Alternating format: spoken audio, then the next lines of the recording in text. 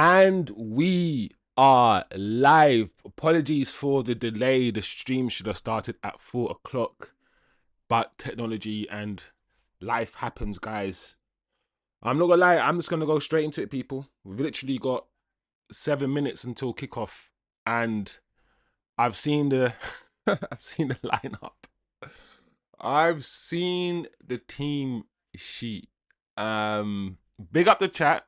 Respect to the chat first and foremost.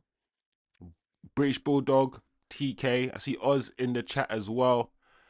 Yeah, big up people. I hope you guys are having a good day. Liverpool look like they scammed. Liverpool scammed the last.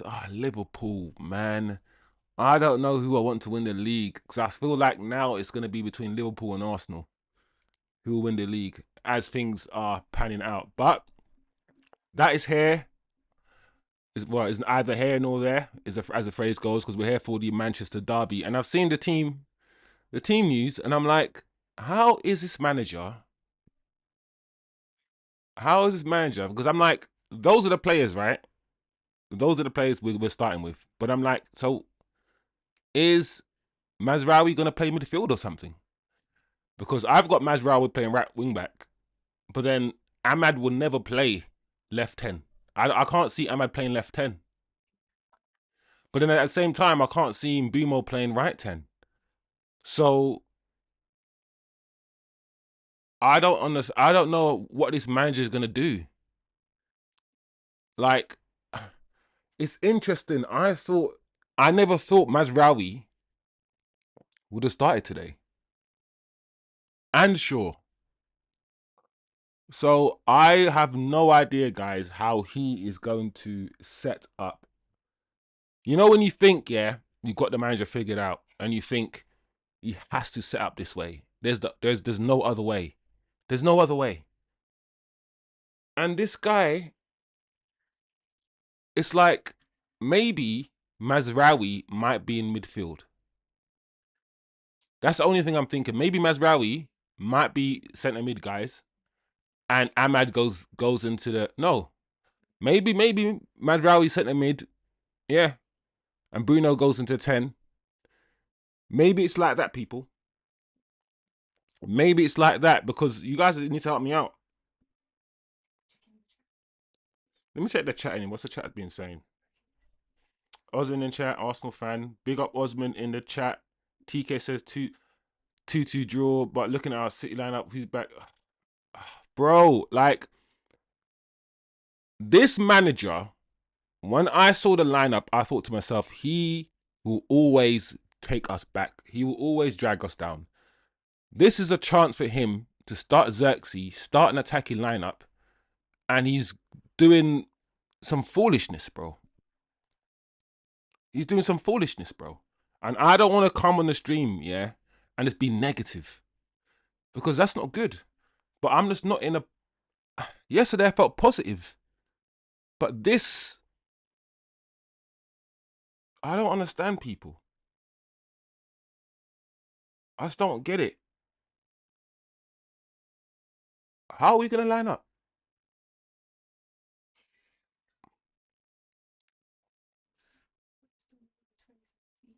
Let me see what the chat is saying anyway.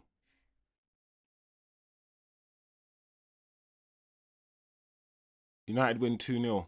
I hope so, British Bulldog, bro. I hope we win 2-0. I said if Lammens isn't in there, my shirt is going back. TK in the chat. Yeah, my shirt. Oh, man. I don't know, people. At the end of the day, you got Ahmad still on the pitch. You've got Mbeumo. You got Sesko. So, but, oh, man. I keep saying this, people. This guy keeps starting too many defenders. Too many negative players. He needs to be more attacking. He needs to be. And he's not doing it, people. He's not doing it. So, oh, man. Listen, at the end of the day, the match hasn't started yet. And as much as I'm not feeling the lineup, not feeling what the manager's doing. The match hasn't started yet, and we don't know. This could be a genius from the manager, and I hope and I pray that he's got something figured out. He's got some sort of plan. I don't know. Only time will tell when the game starts, because I don't understand how these players are playing. Maybe he's changing the formation, people. Maybe the manager is changing the formation.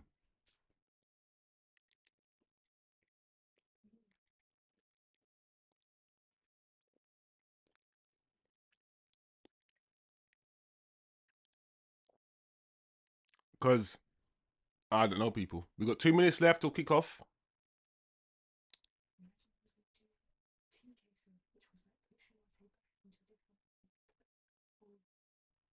I don't know. I don't know. We've got Ugarte and Bruno as essentially the only people that can play in that midfield. But then we've got no tens. The only 10 we have is in Bumo. And technically speaking, Mbumo's not even a 10. He's a wide player who drifts infield. So that's my issue. My issue is who plays in the 10 positions. You know, are we going to get Ahmad in the left 10, crossing the ball in with his left foot to Sesko? Are we going to see something we've not seen before? You know? I don't know. I don't know, guys. I was expecting to see Kobe Manu. I was expecting to see something to do with shoring up the midfield. So I was expecting Kobe maybe in the midfield and Bruno in the 10, or Bruno in the midfield and Kobe in the 10.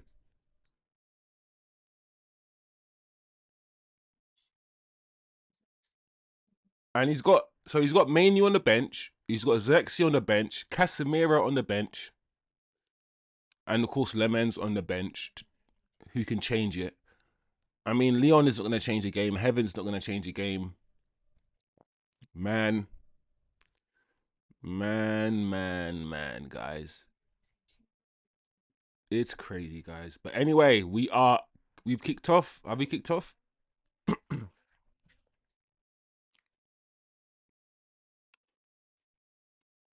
No, we have not kicked off yet. Let me go. All right, guys, what we saying? Have we revised our predictions? Now that we've seen the lineup, Ricky Hatton. R.I.P. Ricky Hatton, people. R.I.P. Ricky Hizzle. R.I.P. Ricky Hatton. R.I.P. All right, we're starting to look in. Let's see how so Boomer's gone over to the right as we expect. Who is playing in that left 10? That's all I want to know. Ahmad might be playing in left 10, guys. It looks like Ahmad is in the left 10 as yeah. Yep, that's what cool. So we do have Ahmad in it. We were right. Ahmad does play left 10. RP Wiki, man. RP man that Hatton. Great boxer, bro. Great boxer. Say what you want about the man. Nobody's perfect, but I like Ricky Hatton. I had time for Ricky Hatton. RIP, bro. RIP. There we go, guys. So yes, we have Ahmad. Wow, the formation I had at the start was right. We've seen something we've never seen before, guys. Oh! 19 seconds. Nah, these guys are meaning business. These guys ain't ramping. 19 seconds. Haaland's like, nah. Yeah, all right, guys. Focus. First minute, stay awake. Lock in, people. Lock in, man. What the hell? My gosh. Yeah, so we got Mbimo on the right 10. Oh, is that what we're going to do today? We're going to do as I imagine, guys, is it going to be a counter-attacking day today? So we've got Mazraoui. He's come back, slotted in the right wing-back position. Dorgu left wing-back. Yeah. Bruno and yeah. We've got Ahmad in a right 10. That's the only change. That's why I like things. I like Ahmad, yeah, because Ahmad is one of those few players, right? One of the few players I know that we have in this team that you can tell him to play right wing back and he'll be like, cool. You can tell him to play right 10, he'll be like, cool. You can tell him to play left 10 and he'll be like, cool. There's not many players in our squad that can do that. And that shows his technical ability.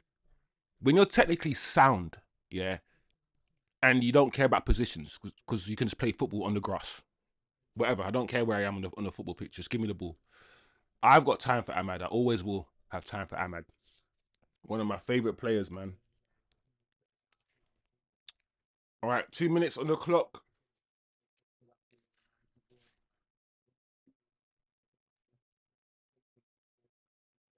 TK says he'll be back at halftime to talk about our next manager. Oh my gosh, guys. Let's see what we're doing here. Dorgu. Oh. All right, we'll take that free kick. We'll take that free kick. Let's see what Dorgun and Ahmad can do on the left-hand side as well. Mazraoui is very technically sound as well, so I'm expecting him to keep the ball very well and to make intelligent runs on that right-hand side. Also, Mazraoui's right-footed, right? So I'm expecting Mazraoui to hold the touchline more than Ahmad would. Ahmad's left-footed. Ahmad drifts in. We know this. He drifts in field a lot when he plays. All right, guys, what the hell? Kick the ball down on the ground. Nice. Nice, Dorgu. Good. Control the ball, Bruno. Oh, that's a good pass from Bruno to Mazraoui. Good pass, Bruno. Oh. All right. Got a shot away, Sesko. Do you know what? I don't mind my striker getting a shot away. I'm a full believer, or should I say firm believer, in your striker. You need your striker to be comfortable. You need your striker to get just a few shots, yeah? In a few 10 minutes. Test the goalkeeper. Figure him out. Oh, here we go. Mazraoui. What is Donnarumma on? All right, guys. Let's defend well. Lenny, Euro. Relax. Well done. Well done, Lenny. Goal kick. Goal kick. Thank you.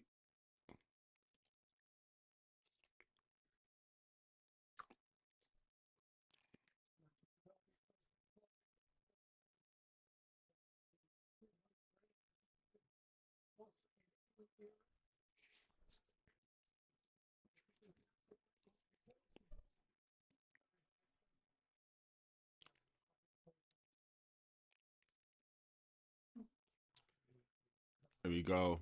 Sesko. Hopefully, Sesko's a problem today. Hopefully, he's a problem with his height. Like I keep saying, if Sesko learns how to use his physicality and use it effectively, we could have a decent striker on our hands.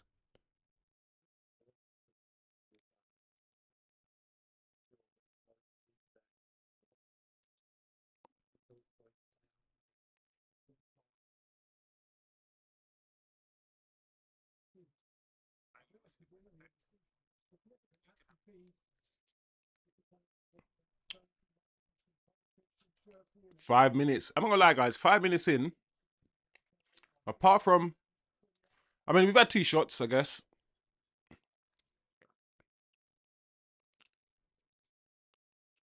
KG.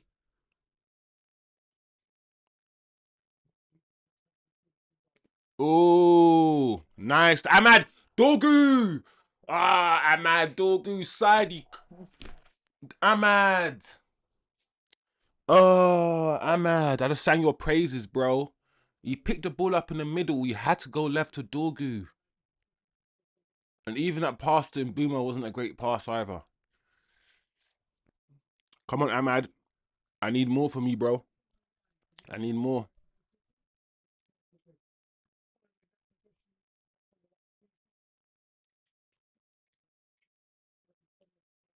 Ah,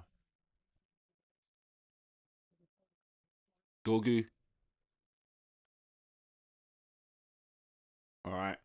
All right. I mean, how do you assess this start? 6 minutes in. A chilled start. Nothing really happening. Both teams figuring each other out.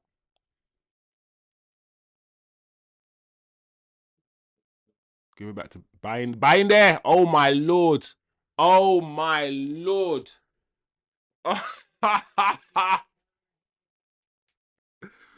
Oh my gosh. Bayindir, bro. This goalkeeper, listen. Think about that, yeah, what we just saw from Bayindir. That's not even technical ability, what we saw, or lack of it. That is nerves, bro. That is just nerves. Oh my lord, Dorgu's first touch there was crazy. That first touch was mad. Here we go.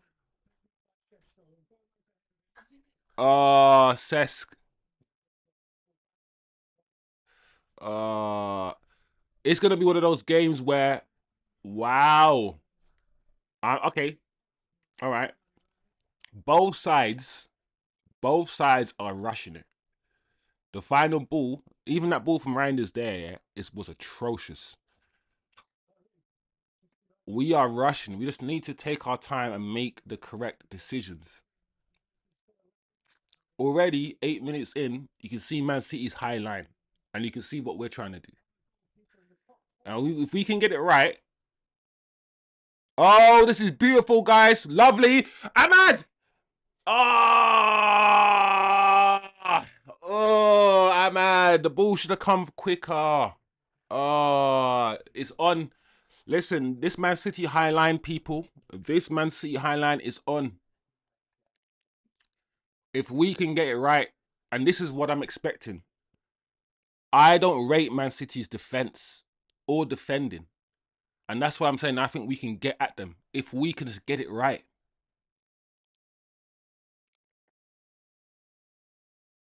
Look at Mazraoui, boy.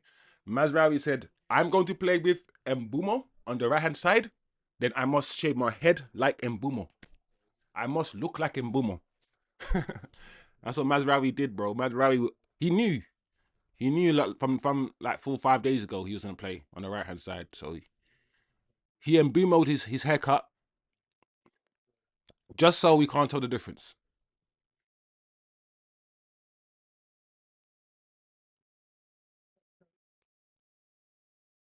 Yes, Dorgu. Well done. Well done, dogs. Well done, dogs. Let's get at this Man City team. Look at this. Look, Man City are at home, yeah? Right? They're at home. And we're starting to look the most threatening.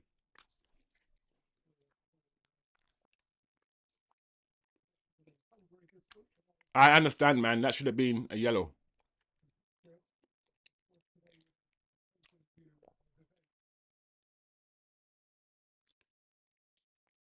Big up the chat. Big up everyone who's passing through as well. Make sure if you're passing through, just smash a like. 10 minutes gone. And Bumo standing over the free kick. Come on, guys. Come on, guys. This is where we can get at them as well.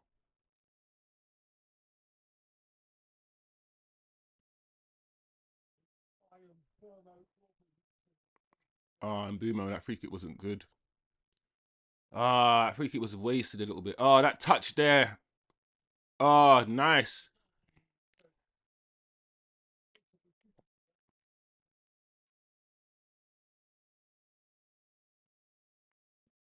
Oh, that wasn't good. That wasn't smart. See, it's just some of our decision making when it comes to our passing. We need to work on that, man. I feel like our goal is always to get from front to back as quickly as possible. right? That's how Sporting play. That's how Amorim plays. Let's get it from the defense to the forwards just as quickly as possible. While Man City prefer to probe, and look for the gaps. We are a team that forces our attacks.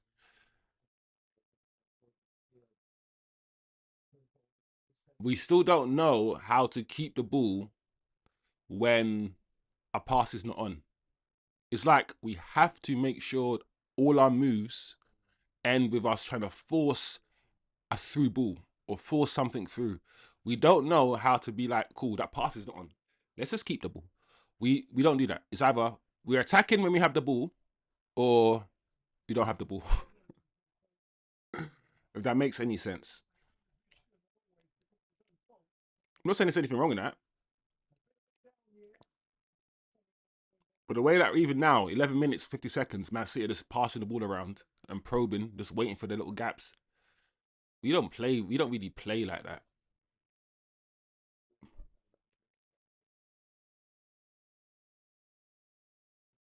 All right, let's get back into our little low block. We're in a low block now. 5 at the back, 4 in front of them, and our striker. That's our 5-4-1 low block defensive formation that we usually fall into. Man City just passing the ball around at the moment. That's a nice run. Oh, Reinders, that ball, right? That's the second ball now, guys, from Reinders. That's just gone out of play. Like, that was poor from Reinders. Yeah, that was poor. Big up Turkish.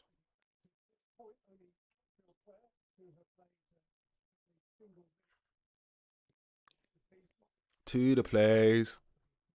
2-0. Oh my lord. What is Sesko doing, man? Come on, Sesko. That man was nowhere near there.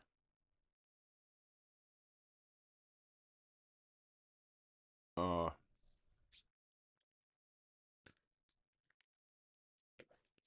Mm-mm-mm.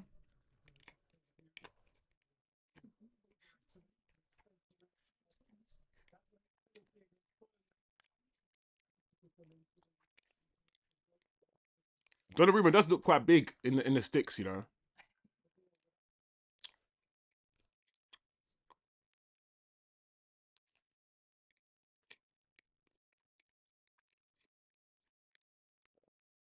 Oh,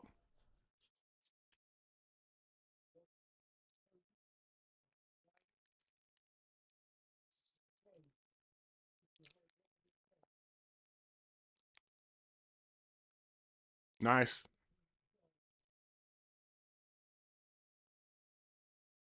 Nice, Ahmad. Keep the ball. See there? Ah, man. We're not. Come on, guys. Let's get one final pass right. Man City are starting to ease into the game now. They're starting to pass the ball around. One thing you don't want to happen is for Man City to start getting comfortable. And to be fair, I'm surprised Rodri is. I thought Rodri was injured for a long time. Man City, it's good that Man City have Rodri back. Um, I didn't expect him to be playing games for Man City this early in the season. I thought his injury was another long term one. So good for them. Huh?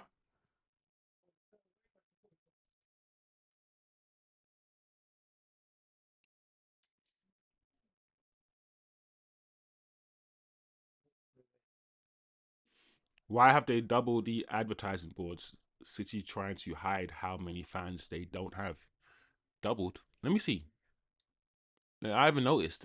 Oh yeah, Oz. Your snap. Wow. Why is it so high? You're right. They've got.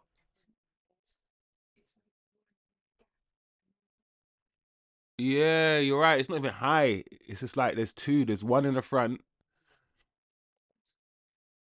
but it's like one on top of the other. That's how it's supposed to look, I guess. No, leave it. Ah, Dorgu. Oh, I'm mad. Unlucky. Unlucky. Unlucky, Ahmad. Oh, man. That would have been such a sick goal. Oh, that would have been such a sick goal, Amadinho.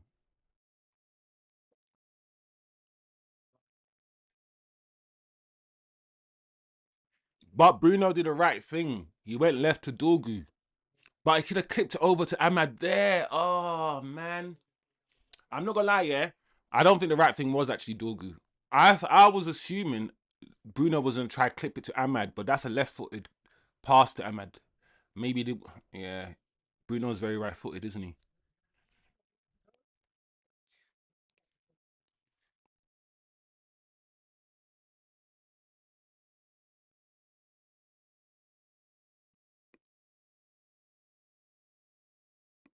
Don't rush in Dorgu. Just stay with him. Just stay with him. Just don't let him go anywhere. Well done. Well done.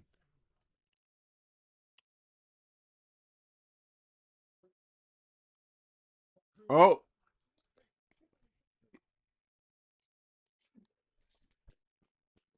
1-0 to Manchester City. Very easy goal to score. Very simple goal. Very simple goal. Listen, it is what it is, guys. It is what it is. Man City have scored. Phil Foden header. Jeremy Doku, Jeremy Doku on the right hand side, clipped the ball. Yeah, Dis-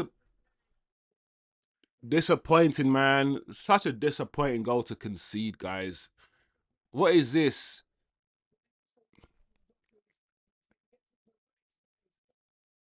Oh wow.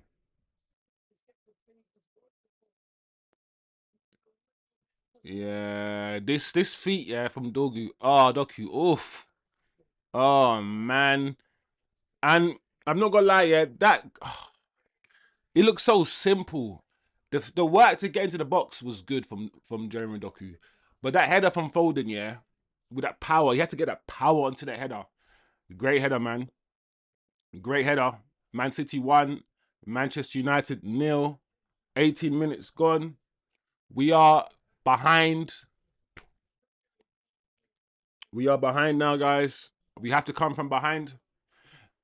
Very, very disappointing. I'm not gonna lie, guys. That is sucker punch, man.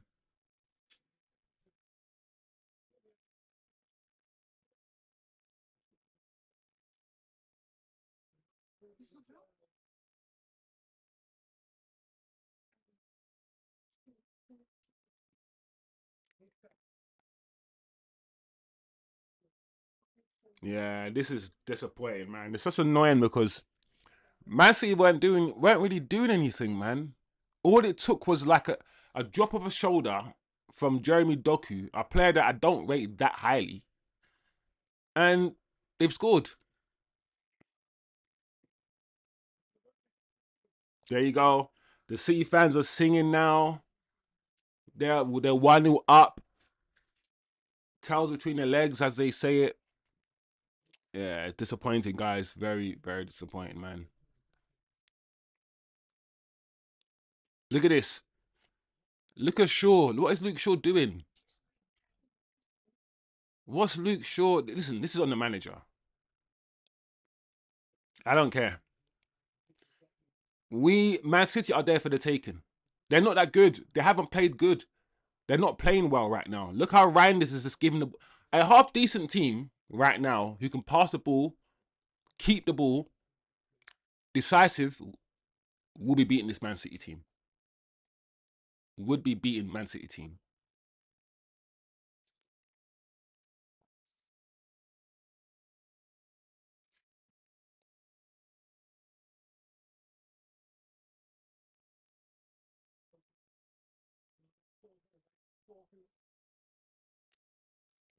Osman says, Aman had a hand in letting Doku get into the channel. And I saw somebody there. Was it Was it Ahmad or was it Dorgu? I thought it was Dorgu that was there. But you're right, it could have been Ahmad. Could have been Ahmad. Mm. Hopefully this game just picks up as well. At the moment, it's just a bit. It's just boring right now. And the quality on display today, right now, is not good from either team. To be fair,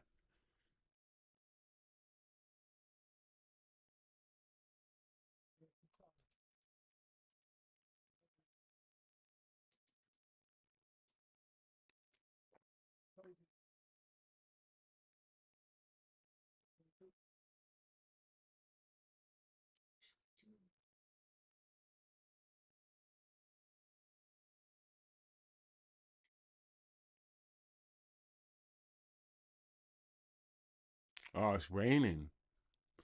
Yeah, the weather's not great, is it? Yeah. All right. Let me revise my expectations now that I've seen what United are on. Now that I know what Manchester United are all about today, yeah, this is a 3-1 Man City game.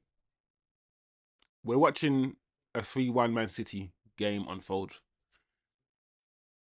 Unless something changes, unless we can fire our manager at halftime and get a new manager or have a different approach, we're not going to score goals playing defenders at wing backs. We've said this many times, right? We're not going to play well when we play with 5 defenders. And this manager started very negatively against a team that's there for the taking.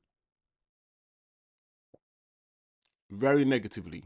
He could have easily started with Zirkzee as in the 10 position and put Ahmad wing back. That would have been much better.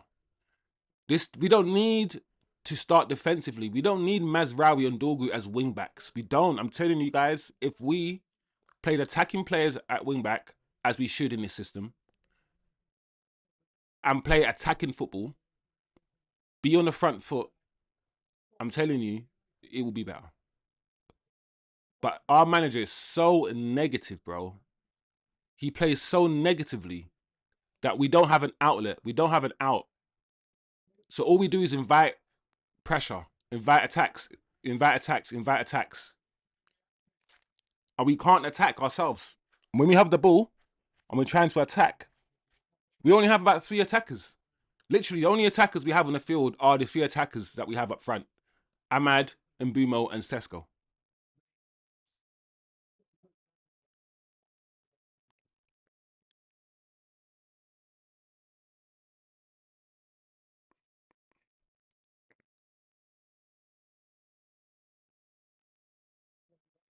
Yeah, man. No, I hate seeing, yeah? I hate seeing the opposition walk. I hate when I see like a Man City player with the ball at their feet, yeah? And they're just walking with the ball at their feet because they know. Like when you see Man City like this, and when you see Man City players put their foot on the ball, you know, when you put your foot on the ball, when you're in control of what you're doing, it's like go and it's 11 versus 11, bro.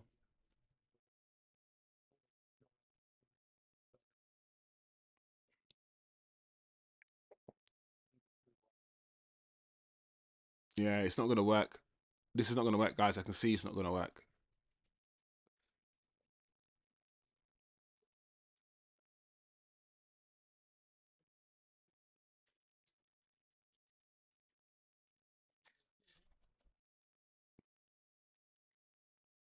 Yeah, Bernardo Silva worked that well.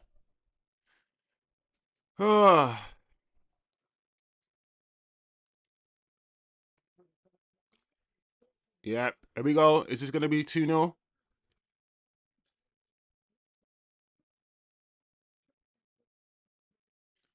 Unlucky. Unlucky. Yeah, yeah. I feel like I'm done with this game already. You know when you're like 25 minutes is gone. We apart from the first 5 minutes where we attacked, we haven't had the ball in 20 minutes. We haven't attacked in 20 minutes. We haven't done anything.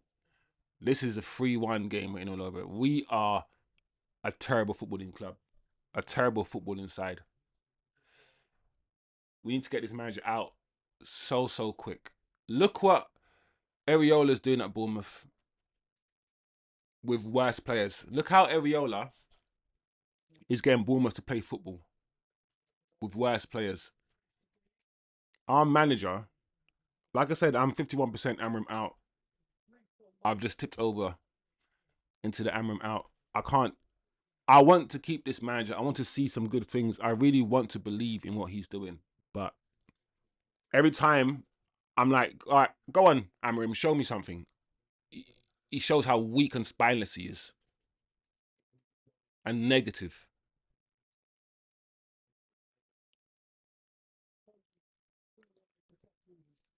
So I'm ready, bruv. I'm ready to end this stream, bruv. You know when it's like, even though it's 1-0, I don't even like, what is this? What is this that we're watching? All this talk, oh yeah, it's better if we have a week. One match a week.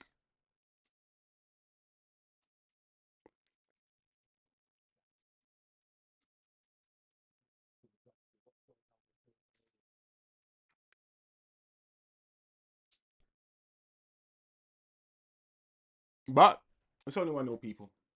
It's only 1-0. But let's not pretend that we're excited or we're happy with what we're seeing in terms of the football. There we go. Can we do something here? What can we do here? Nothing. Of course, nothing.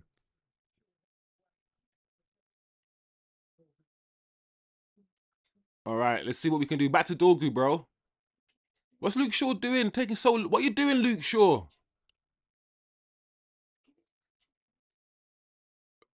Ah, we need midfielders who can. Good. All right, Mazraoui. Oh, unlucky, Maz. That ball's not on.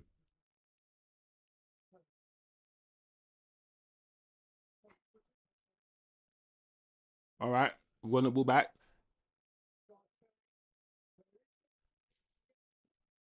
Oh my gosh!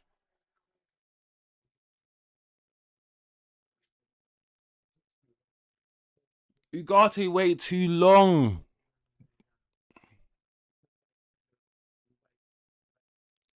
Oh, Ugarte. We need someone who is forward thinking in the midfield. I mean, Bruno was forward thinking, but the finish was so bad as well. Oh, that finish was terrible. Oh,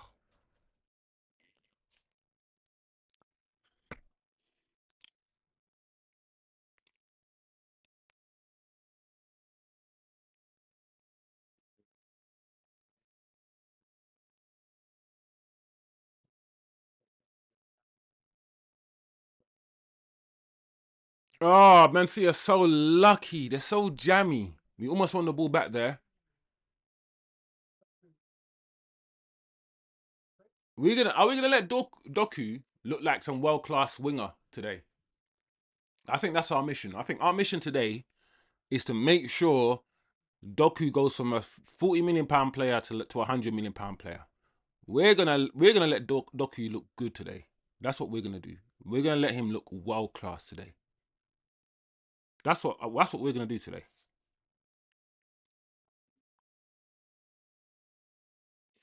Osman says, "Yep, Ugarte doesn't inspire confidence. He's a very limited footballer. Very, very limited footballer, Oz.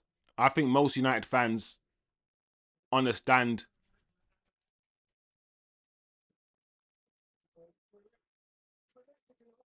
Oh yeah, I think most United fans understand how limited Ugarte is, and it's just frustrating to see him play games because I know, and I hope most Man United fans know that the only central midfielder that we have is Casemiro, and he's the still, even without the legs and without the engine, he's still the best central midfielder we have. You can see that as a good thing or a bad thing in terms of the quality of central midfielders we have in the squad. What? What kind of foul throw? Is that a foul throw? What is that? But Ugarte is not a great.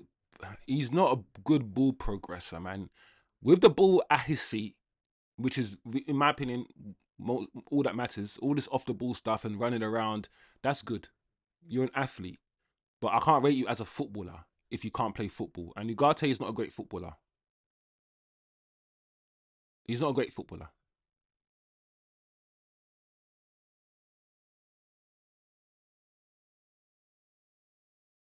There we go.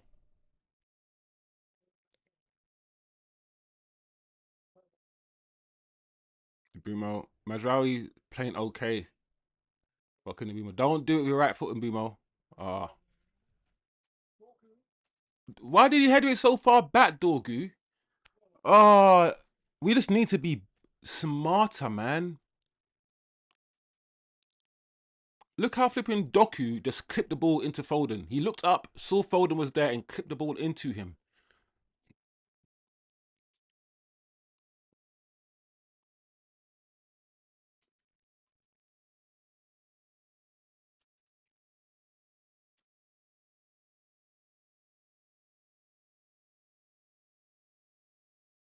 Yeah, pass the ball back, innit?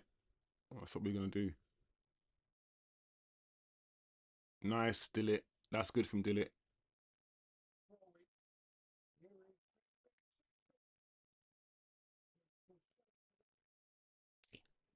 Was he onside, the Sesko? Oh, Sesko, you were onside, bro.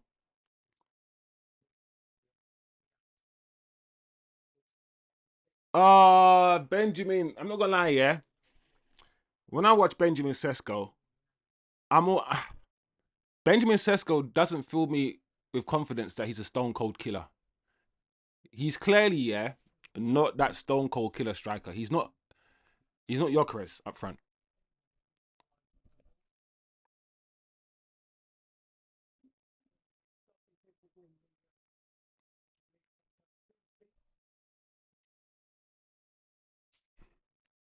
Because even that chance there from Sesko, I wanted man to just control it with his chest and just smack it with his right foot. Don't waste time, just smack it.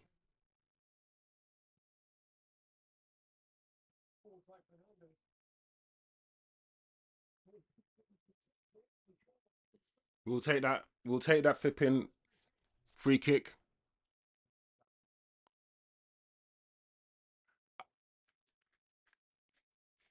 We'll take that free kick.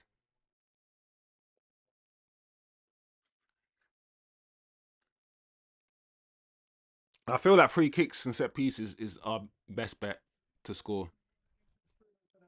And it shouldn't be. It shouldn't be because we've seen with Brighton, we've seen teams score against Man City and penetrate, but we just don't play good football. We're not a good footballing side.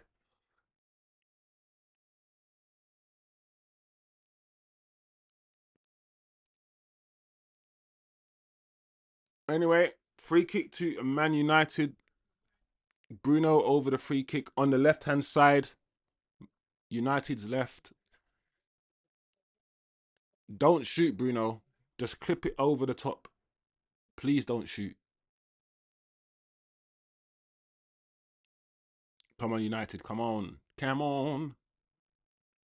Ah, it needed a touch.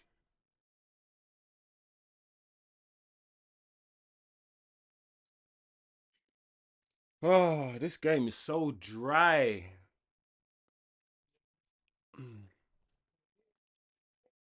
It's not boring because we're losing. I mean, if you're a Man City fan and you're watching this game, you're bored as well. Nothing's going on in this game. I think the quality of this game, I don't know, the quality in the Premier League hasn't been great, I don't think.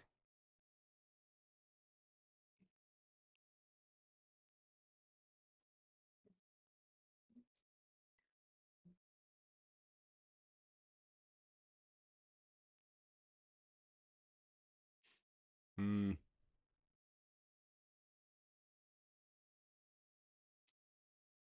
Ah, some of the decision making, bro. Even that from Sesko, trying to put the ball through to Mbumo. It's like we only know how to play one way, get the ball and it's attackers. We are just rushing everything.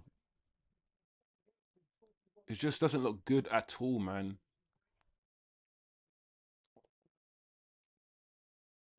This doesn't look good at all, man. Just give the ball to Ahmad. Ahmad was right there, bro.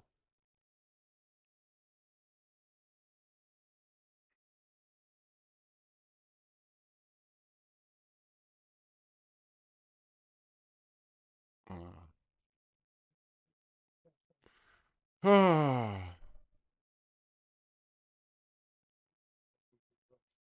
Everything's been rushed in this game, bro. It's such a bad football game to watch.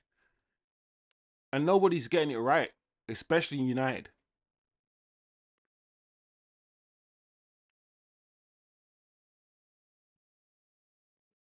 That's a good ball from Luke Shaw.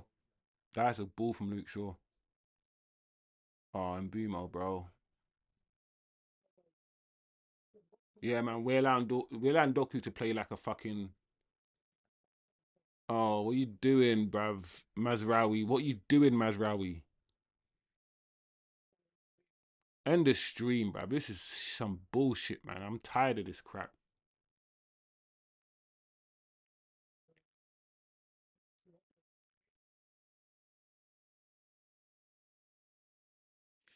This is poor, guys. This is so bad. We need to get this manager out, bro.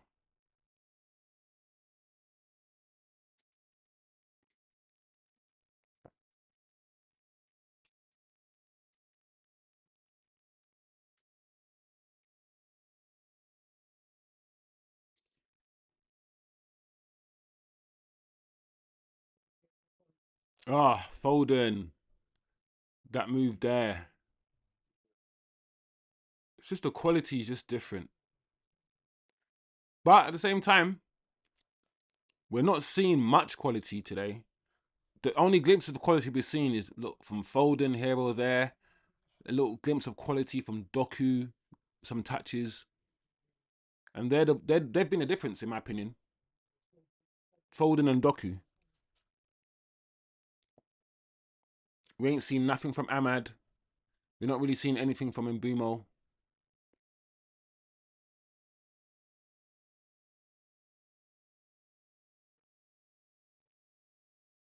Yeah, guys, this is one of those games, guys. Playing Man City.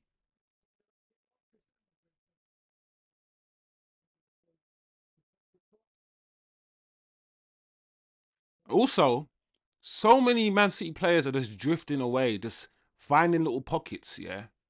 And we're just letting them drift. We're not following runners.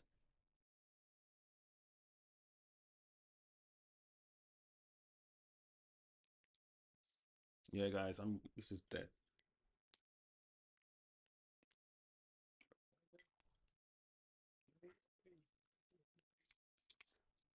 Hmm.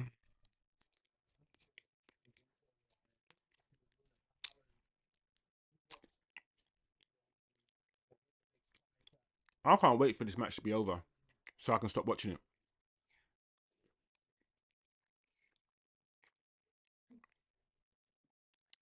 Guys, I can't wait for this game to end so I can stop watching it and start and just live my life. Because watching Man United is just pain, bro. It's such an unenjoyable experience, bro. I don't even know why I have YouTube. It's such an unenjoyable experience. I can't remember the last time I watched a Man United game and I enjoyed it. It's been years. It's been years since we played good football. We didn't play good football once under Amorim last year. We won games, but even the games we won, we didn't play well.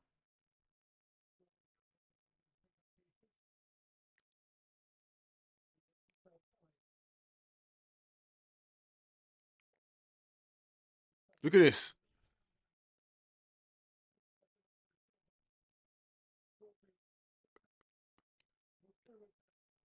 Give it to Ahmad. Oh, Bruno, bro.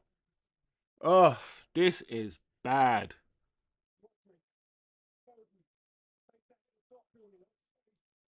I can't wait for this game to finish, guys. I'm not gonna lie. When this game finishes, it's gonna be so much better for me because that means I can just do stuff. You know when you like I'm watching this game, it's supposed to be an enjoyable experience, but I'm like, this is crap.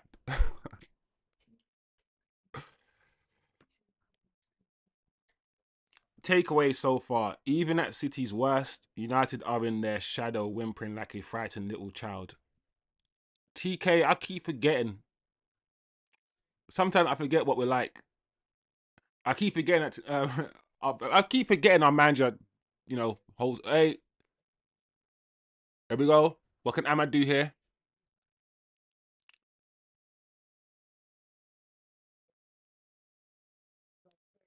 Oh, Ugarte. Even the way Ugarte passes the ball, he doesn't look comfortable.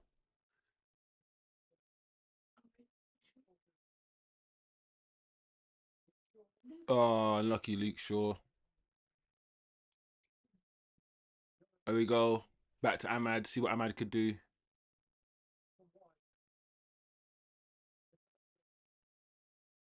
Oh, yeah. 4 minutes to half time. 3 minutes to half time, people. Even this is the worst Man City team, footballing wise, that I've seen in years. This is not good for Man City. Man City have not played well at all.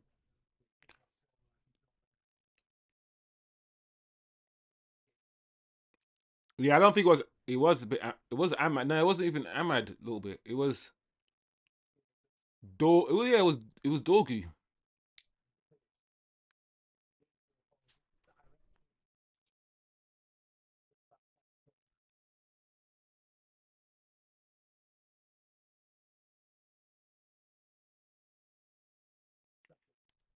The game doesn't even feel right. The atmosphere in the stadium isn't like what it usually is for a Manchester derby. The players don't have the energy. They just look dead and lethargic.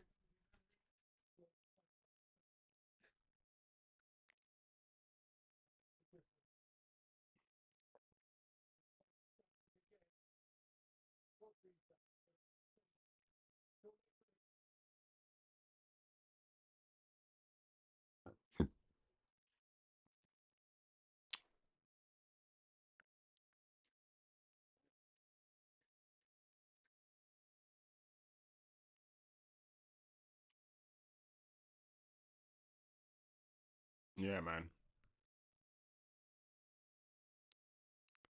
This is this is terrible football.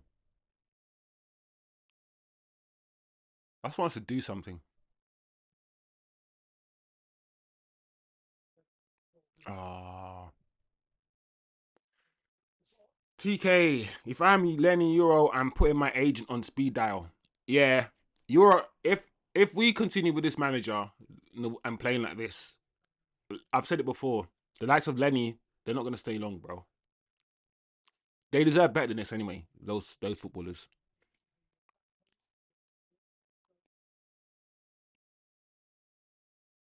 I'll be very surprised in the next year or two if we don't hear Lenny Euro's looking to leave.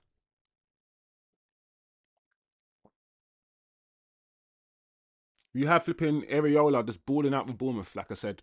Balling out with Bournemouth. Who have what? Bournemouth are not good. They don't have good players. Bournemouth are not like, and he's balling out with them. And this manager has this team for a year now, coming up to a year. And for a whole year, we have not once watched a football match under this manager and said, wow. You know, every other manager, when they come in, they get that manager bounce. We never got that manager bounce with this manager. We never got any bounce. He came in and we just got worse. And with all these players now, this is come on, guys.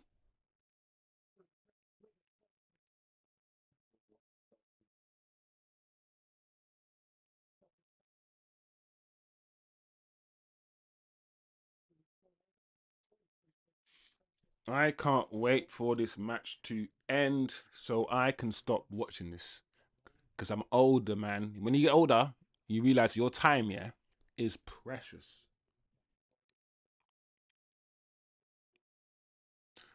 And it's going to be very, very difficult, guys, playing one game a week, knowing every week this is what you're going to see.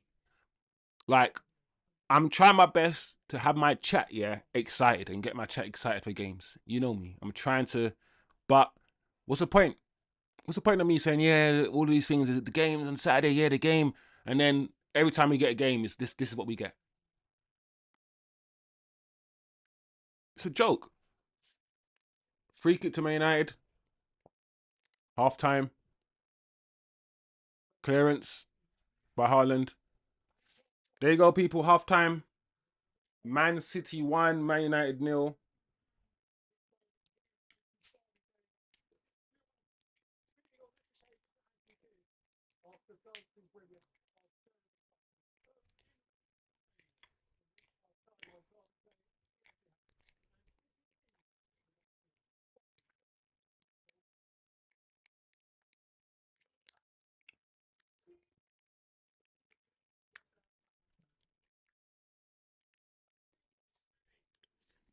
There you go, people. Half time. 1-0 Manchester City 1, Man United 0. There your match stats on the screen. 60% possession for Man City against 40% for Man United, which is to be expected anyway against Man City at the Etihad. 100 more passes than we have had as well. Much better passing accuracy, which is the point I'm making, guys. The major take from today's game is that Manchester United, we are coached. We don't know how to play football. We have been playing this system for a year now. Not over a year, for a year now, right? Because the manager came in October? The manager came in October last year. So we're approaching a year under this regime. The players still don't look comfortable in the system. We've got new players for the system, right? Spent over £200 million, gave him his new players. Yes, we don't have the new midfield, but we've got Bruno, and he wanted to keep Bruno. He fought to keep Bruno, so we've got Bruno. And he's playing defensively. Look, the possession stat doesn't lie. The passing accuracy doesn't lie. When we get the ball, Manchester United, when we get the ball, our aim is to just go and attack. And regardless, right? Sometimes the through ball is not on. Sometimes it's not on. So we have to be able to keep the ball. Just keep the ball for a second. We can't keep the ball. We just get the ball and attack quickly, which means we are forcing it all the time. We're forcing the ball all the time. And do you know what? Sometimes it could be all right if we force it and just go from back to front quickly. That isn't too bad, but we're not even executing the final ball right. We're not executing the final ball right. And as I keep saying over and over again, from the start of the season till now, the cohesion's not there. All of this, yes, playing once a week so we can train. What are we doing in training? What patterns of play are we formulating in training? Is it just give the ball to Mbumo, give the ball to Ahmad and Inshallah? Let's see what they do. Give the ball to Mbumo, let's see what he does. Listen, before the season started, I said that my faith in this manager is not that high. And we will buy better players like CUNHA and Mbumo. And the type of football that we're going to see with those players is an individual brilliance type of football. Give the ball to Mbumo. Mbumo's going to dribble past two players and score. That's what we're going to see. The only way we're going to score in this game is some sort of individual brilliance. Bruno's going to have to smack the ball into the top corner. Someone's going to have to dribble past two players. That's how we're going to have to score. To be honest, that's how Man City scored. Doku jinxed past two players, chipped it into the box, saw my guy, what's his name, that midfielder he scored? Foden. Great header from Foden. He had to do a little jink. He had to do a little something to get past two of our players, right? So you could argue their goal, individual FC, individual brilliance as well. But we just don't look good as a team when we go forward at all. We just don't look good as a team going forward at all. We don't look like we know what we're doing.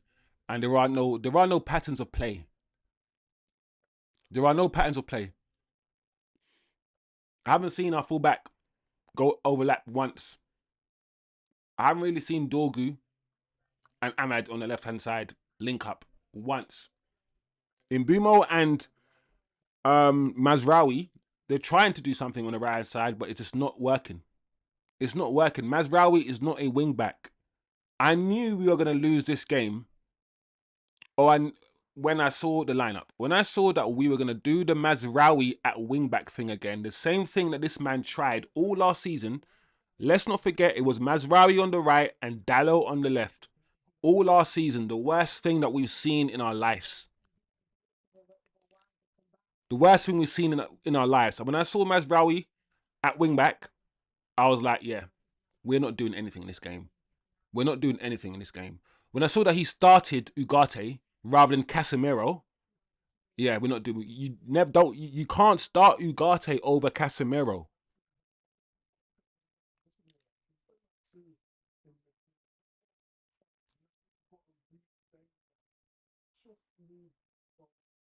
Yeah, Bruno lost his man as well. Bruno lost his man. Bruno's not. Thing about Bruno and Bruno losing his man because obviously Foden was Bruno's man. Bruno's not essential. Thing about this manager, why this I'm starting to dislike this manager, because this manager will come out and talk about the deficiencies of his players. He'll say that Bruno's not a 10. He comes out and says Bruno can't play with his back to goal, so he can't really be a 10. He's not really a dribbler. And then he'll say Bruno's not disciplined. He'll say Bruno doesn't have the discipline to play this position that he's currently playing, the double pivot. But he still plays him there. He comes out and he says what's wrong, but then keeps doing the wrong thing. That's my issue with this manager. Like, it's so rubbish.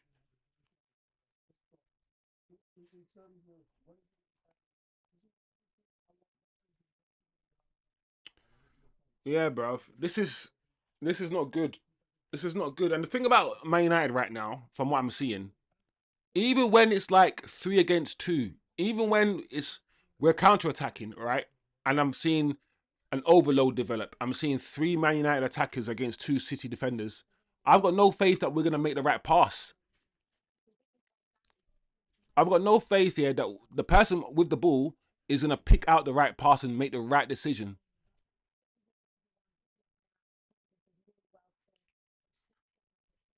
So poor, guys. It's so poor. So yeah, I'm done, people. End the stream. I can't see us scoring a goal. And this is the poorest Man City side that we have seen in a long time. And we don't even look like we're gonna lay a glove on them. What's he thinking? What is our manager thinking? We don't need to check.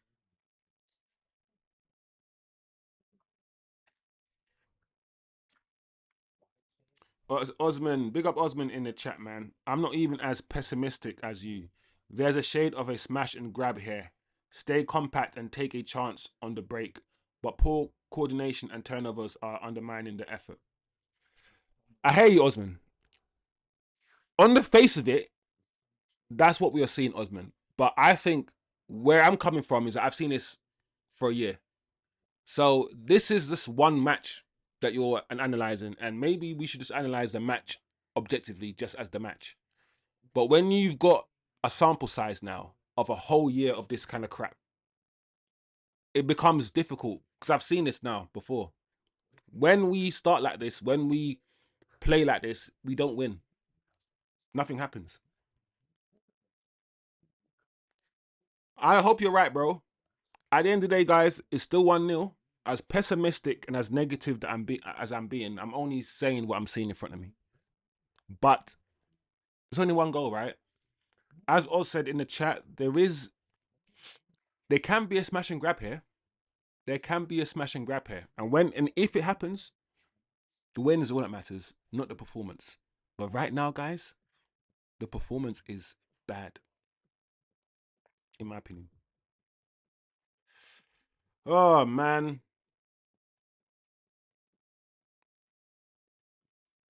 TK says if we allow one more goal, we slip down to a more familiar place on the table, 14th. I think we'll concede one more goal. I think that's the problem. As much as there's a smash and grab on for Man United, City look like they can score again. City look like they're going to score again, guys. So I'm thinking 3-1 City. That's what I'm thinking. But I hope I'm wrong. I'm just going over the top. I hope that. And the thing is, this manager, he's not gonna make changes at half time. He doesn't even like to do that. The only time this fucking prick, yeah, makes changes is if he wants to fucking destroy a career. He tried to destroy Zirkzee's career by taking off Zirkzee after 35 minutes. He hasn't done that since. Yeah, he could easily make a halftime change. Easily make a halftime change. He won't. He won't. He won't. He won't. And that is disappointing as well in itself. Anyway, guys, it is what it is, guys. It is what it is.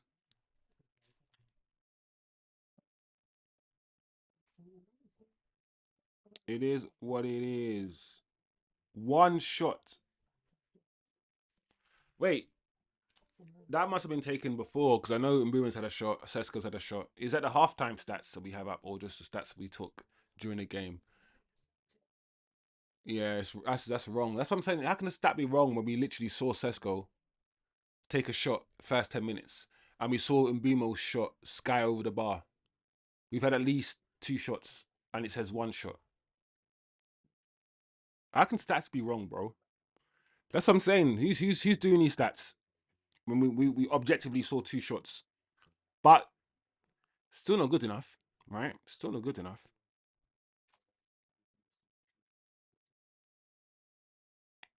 Yeah, Sesko hasn't been great in as a striker.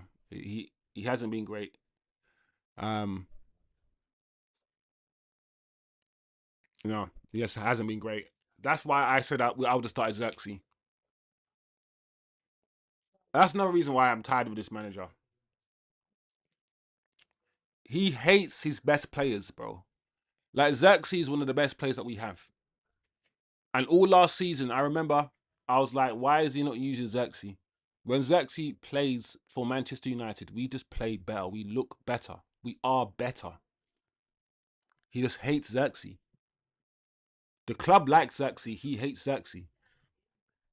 We can't allow this manager to get rid of, the menus and all these players because they don't fit his system. Now we need to change the system and play a normal system so we can play some good football.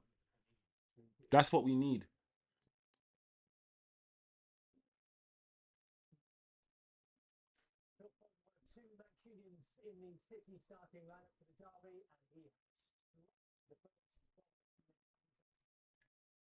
Yeah.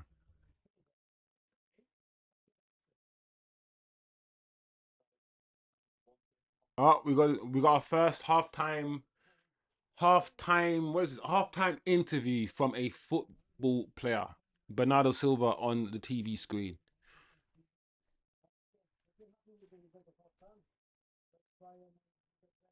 What's this manager gonna do? Manager Amorim, do something that we're not expecting you to do. Try to influence the game because I'm not gonna lie, Amorim. Ten Hag, as much as we dislike Ten Hag and we chase him out of the club, Ten Hag made changes that influenced the game. I remember Ten Hag, not always. Nothing's black and white, right? But I remember Ten Hag making changes, and these changes affecting the game. I remember Scott McTominay coming on for Ten Hag and doing something. This manager Amorim, I don't remember him making a change and changing the game.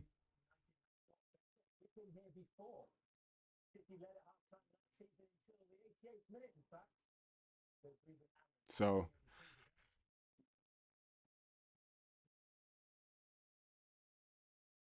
Rasmus scored. Yeah, but I knew Rasmus was gonna do. I said Rasmus is gonna do well in Italy. That's his level. Like the Italian league is slower, and also context. He's playing for the best football team in Italy, Napoli.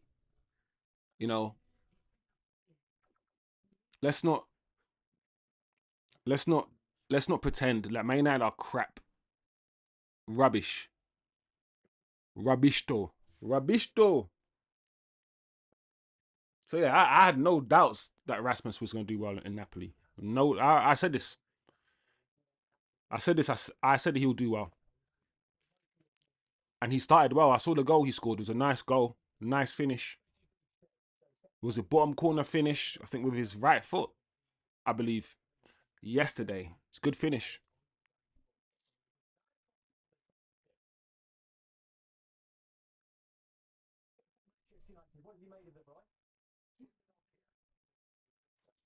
Managers under pressure want DMs, centre backs to stem the tide and save their job. Football directors want 21-year-old project strikers with big upside. Um,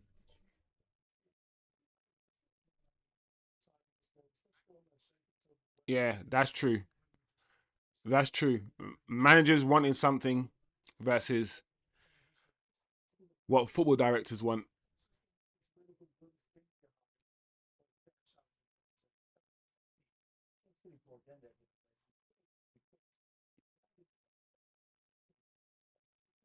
Yeah, this is terrible. Context, he get a chance to score in that team.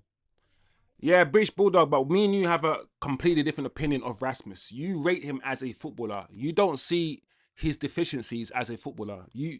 I see that his control is not that great. His first touch isn't that great. I see all of these things independently of systems. I can see that he doesn't have certain fundamentals that I like. So we'll always disagree in how good we think Rasmus is. Like, you can be a decent footballer and have a good career at Napoli. And that's why I feel like he will have a good career there at Napoli. But I don't rate Rasmus Højlund that great as a footballer. So that's probably where me and you will always differ when it comes to Rasmus Højlund. Plus, like you say, British Bulldog, ex-players and whatnot, Rasmus is gone. And I know you don't like to talk about ex-players as much. He couldn't cut it at United. He was there for 2 years and he wasn't good enough. And now we've moved on to Sesko. And now we need to see if Sesko is good enough. And if Sesko isn't good enough, we'll need to cut him and I guess go again. You know. That TK says, I find it helpful to think about real meat and potatoes issues in my life, and taking yet another United loss becomes habitual and easier. All right, second half.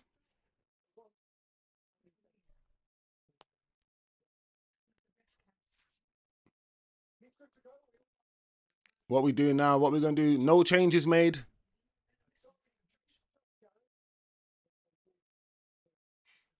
No changes made from either.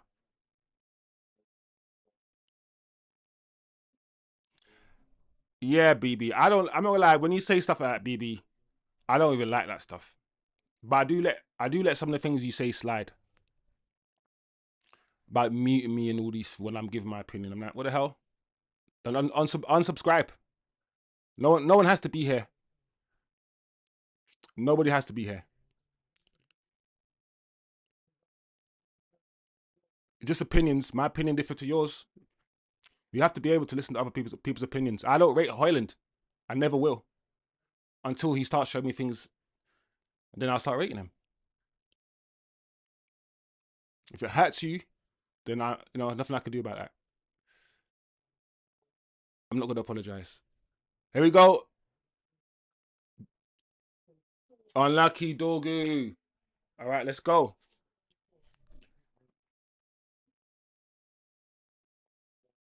Um, get him. Get him gone.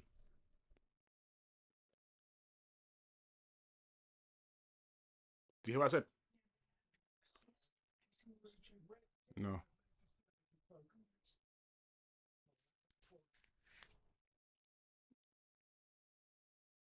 Block him as well. Finish. Because I need a chat that's intelligent that can just talk about football and not get offended. Loads of players that I like that other people don't like. It doesn't matter.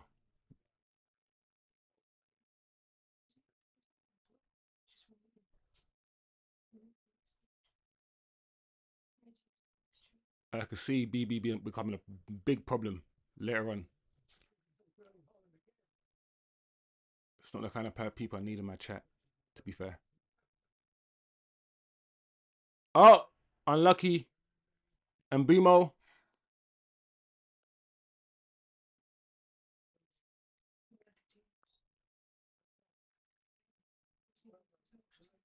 Nice.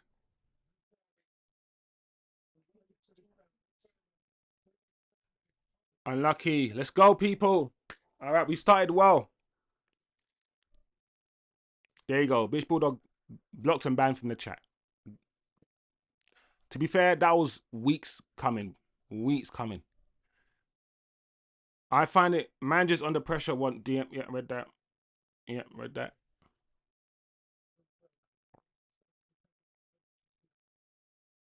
This is not really a chat for British Bulldog. I've noticed that. It's just not a chat for him. All he talks about is bobbins all day. It's not really a chat for that guy. But thanks for the support, though.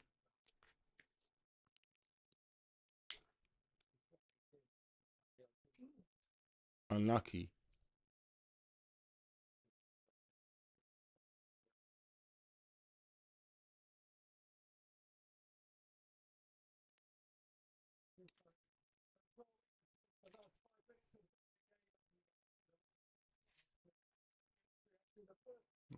I don't want to keep hearing that when you disagree with my opinions, you'll mute me all the time. I don't want to, like, what is, I don't want to even understand that. That's just weird. You can mute me without keep telling me that you'll mute me. Like, I don't really, yeah, man, get out of there.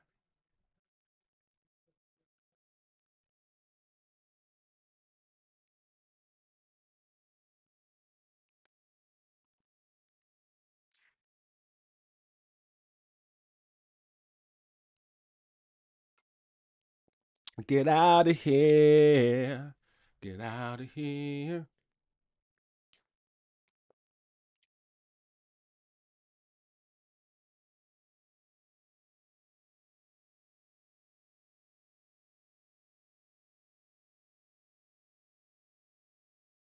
Oh my gosh. Do do do do. That's nice. All right, so we actually playing some football.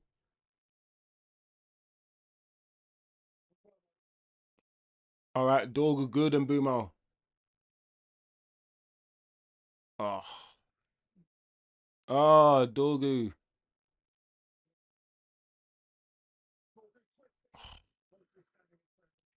Unlucky. That's better, guys. That's better.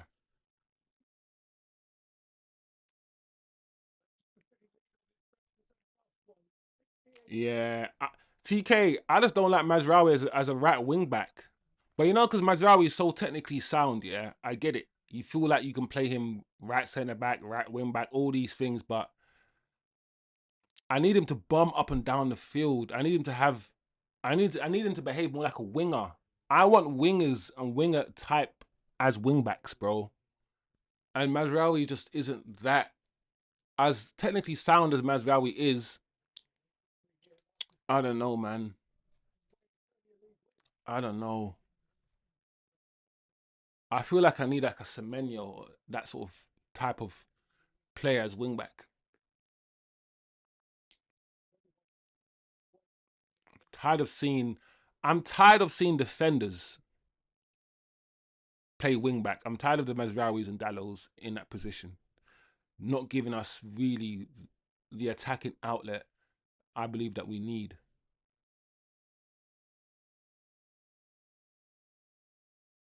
And we saw it last season. We saw it all last season. It just wasn't great. Oh man.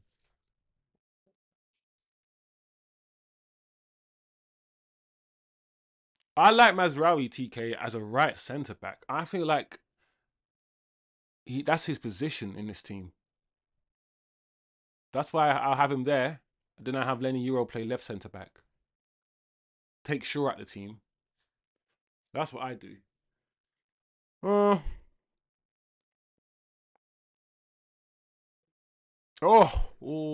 nutmeg from Foden.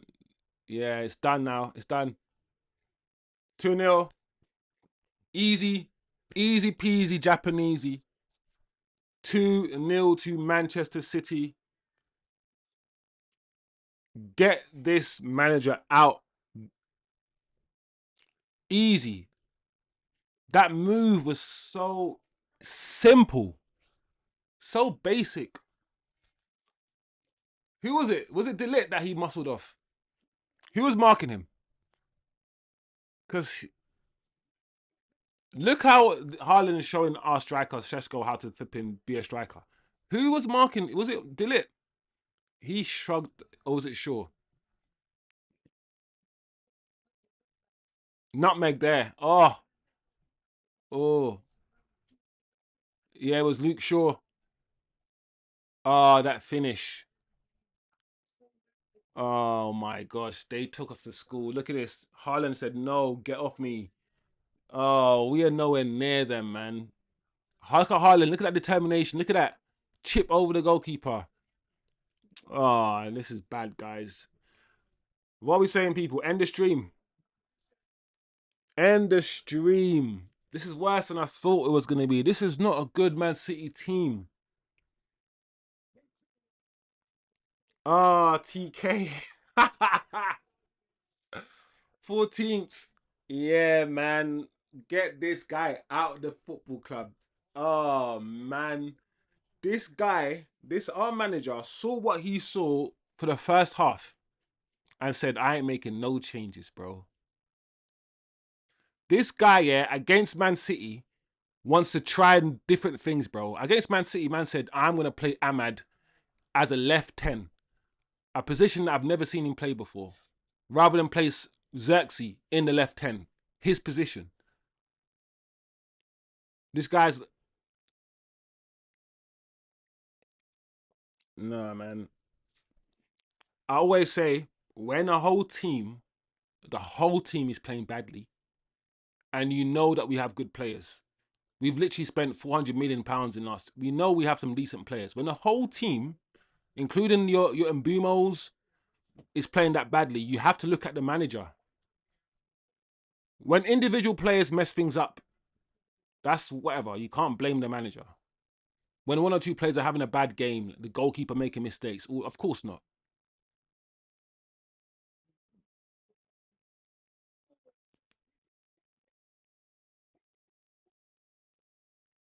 Oh, that should have been 3. That should have been 3, guys. Should have been 3. I'm not gonna lie, guys. I don't even feel like watching the rest of this. This is dead, bro. End the stream right now, bruv.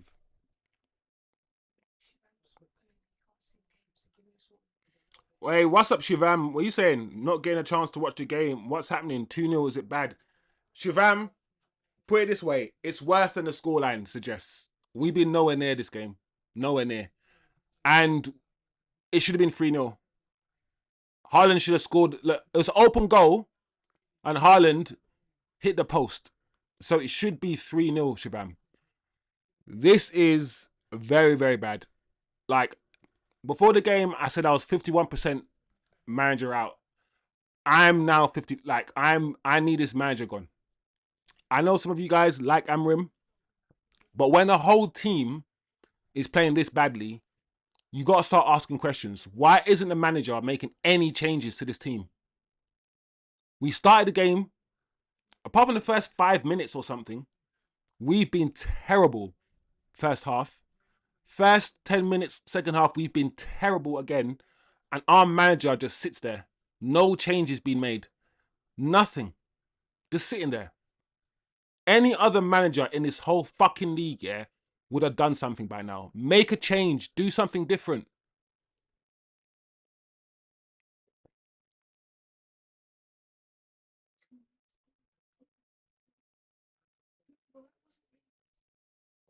These basic, we're so basic.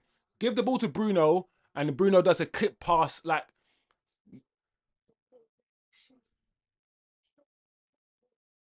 yeah, man. The funny thing is, yeah, every time Man City look like they're on the break, yeah, they look like they're going to score. And Man City are making the right passes. See that run there from Højlund and the pass? Why can't we do that? We are so bad at football. This is so... I don't even know what to say, man. Anyway, guys, big up the chat. Big up the chat, bro. Osman says Bayindir made Haaland's mind up for him. Flew at him too low for the yeah. He went to ground too quickly. He was too low. TK, I'm so happy I changed my 2-2 prediction to a bad loss. Yeah. After I saw the lineup, I was like, yeah, we're not gonna win this game. We're not gonna win this game.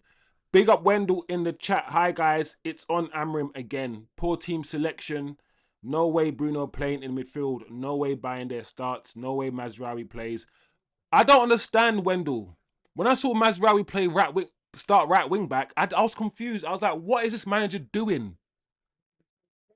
We saw Mazraoui play right wing back and DALOT play left wing back all last season, and we said to each other, as well, I don't know about you guys, but I said to myself, I never want to see Mazraoui play right wing back and DALOT play left wing back again. They're not wing fucking backs. They're not wing backs. We've seen what wing backs look like. Mazraoui, as technical as he is, isn't a wing back. I don't understand this manager wise. He's complicating things. Why? Why is he playing Ahmad in the left 10? Why is he doing these things? This Man City team is there for the taking. They're like wounded gazelles. I said this. We're lions. We could have beaten this Man City team. Man City are not good this year, and they haven't been good. But we're making them look good.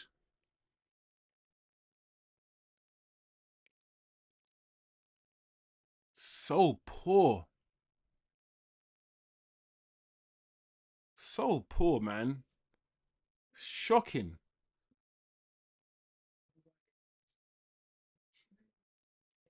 Hmm.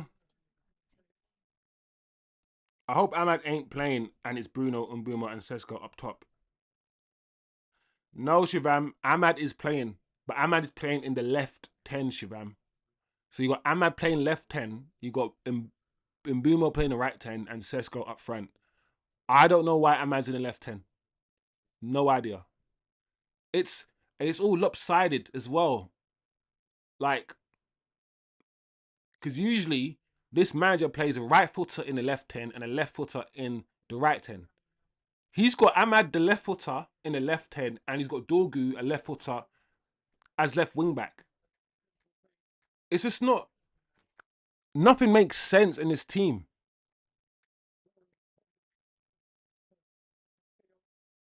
Then you got Mbumo playing left 10, right 10, who's left footed. And, like, there is no consistency in what this manager's trying to do. You got Casemiro on the bench, and you know Casemiro's been back from international duty earlier than everyone else, so he's ready to play. Mazraoui's first match back, and he starts against flipping Man City. Here's this. I just don't understand how this manager sees football. His interpretation of football is so. What a shot from Brandon Bumo. What a save from Donnarumma. Flipping heck. Oh, man. Wendell says Amorim is no different from Eric Ten Hag.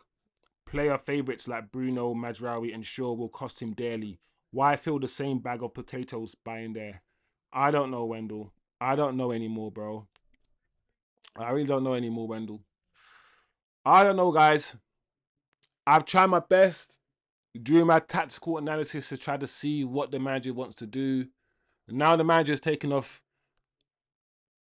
So the manager's now taken off Mazraoui for Kobe Mainu and taking off Lenny Euro for Maguire.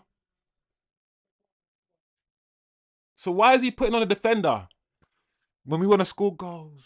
Oh my gosh, this manager. Get him out of here, guys. Get him out of here, please. Get him out. I'm tired now.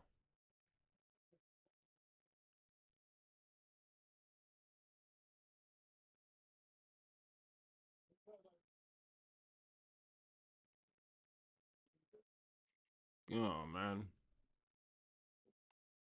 Bruno and Mbumo as 10s, Mainu and Casemiro in the middle. Yeah, even that is better. Even that from Wendell's better, bro. I honestly thought, yeah, that he was gonna play Bruno in the 10 or Kobe in the 10. And then keep, you know when he does the Bruno in the 10 and Kobe in the midfield, but then he does it the swap thing. Sometimes Kobe Mainoo's in the 10 and sometimes Bruno's in midfield. I thought that he was gonna do that. That made more sense to me. His team selection is crazy, Wendell. Wendell says, I changed the system for this game to a 4-3-3. His biggest downfall is a goalkeeper and Bruno in the midfield. I don't understand why you can't change his system. Every manager, yeah, every manager that plays 3-4-3, 3-5-2, whatever version of that kinkiness, yeah, any manager, whether it's a Javi Alonso or whatever, all of these guys, yeah, can switch up their system and play different systems, bro. Because in order to like play a quirky system like this, right, you have to have base systems, like basic systems that you can do. Why can't this manager say, do you know what? This is my system. I like this system. But today, against Man City, we're going to play 4-3-3. Why can't he do this? Why does he need to play the same system every game against every opposition? No matter who the opposition is, he's playing the same way. No manager in the Premier League does this. No manager plays the same way every game. They have to switch it up according to the opponents. Our Amorim never does this.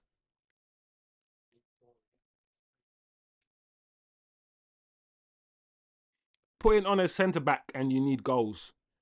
Bro, I don't understand why Maguire is being brought on the football field. Yeah. And now flipping, apparently bad weather is affecting the game. Now we can't watch the game. My TV's just gone off. What a day, guys. What a day. The rain is pouring. My TV is not working anymore. So I can't watch the game. We're losing 2-0. End the stream, Dave. End the stream. I had to kick someone out of the chat because they pissed me off for way too long. They've been pissing me off. And now we're back. All right, we're back now, guys. No, are we? No, we're not back.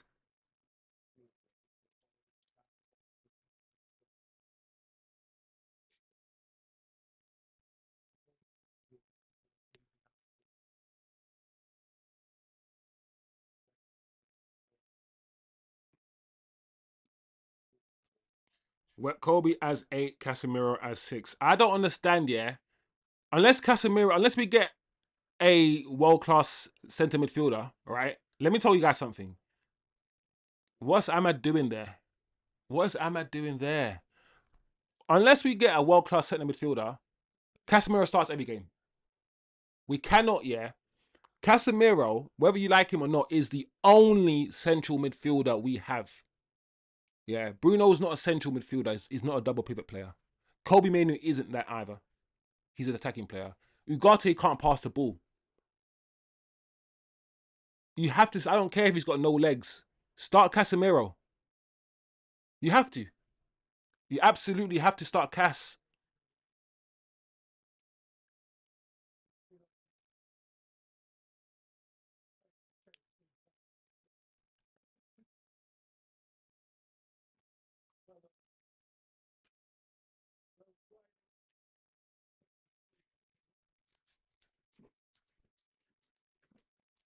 Get this manager out. Every time, every day that he's here, every time we set up, this manager is like playing, it's like having a boxing match with one hand tied behind your hand, behind your back. This manager will see an open goal and he'll be like, no, I don't want to score an open goal. Like, I didn't think, yeah, with Mount out, with Cunha out, I thought, you know, when he's like, this man is going to be forced, yeah? This manager is now going to be forced to do the right things because we have so many players out. But even then, he finds a way. He finds a way, this manager. TK says, what's the point of signing these players one after another if we play the same fruitless formation system? It's like cooking the same meal after meal. I don't understand. My only hope, my only hope is the fact that we haven't got this manager. Like, we didn't get him Prem-proven striker like Watkins or anything. We got Sesko.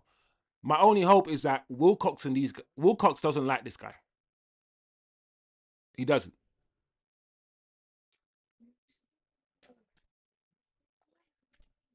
There we go. 3-0. 3-0.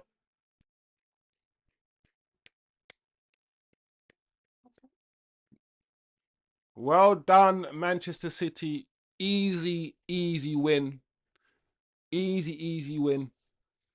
3-0. Such an easy win. This Man City team that's been rubbish this season. We've made them look absolutely amazing. And do you know what it is about this Man City team? This, like, if this was us, the pass would have come late. If that was Sesko on the break just then, we would have delayed the pass, and then Sesko would have been offside. It's the fact that the pass came at the right time. Everything, the timing is just good. Look at that finish, man. Bottom corner. Look at that finish. Such a good striker. Such a good finisher. Look at this finish. Slap. Oh, off the post as well. Just as clinical. Oh, man. Bayindir could not save that at all. Nowhere near it at all. It's done, guys. So we're just going to have to sit here for, was it 20 minutes? And hopefully it won't be 4 or 5. We just got to sit here. You know when you just getting punched up like a boxer, you're just trying to defend yourself. Oh, man. It's so annoying. In my pre-match build-up, I was like, we're not going to concede this many goals. I didn't see it. I couldn't see it. The way City were playing, I just couldn't see this.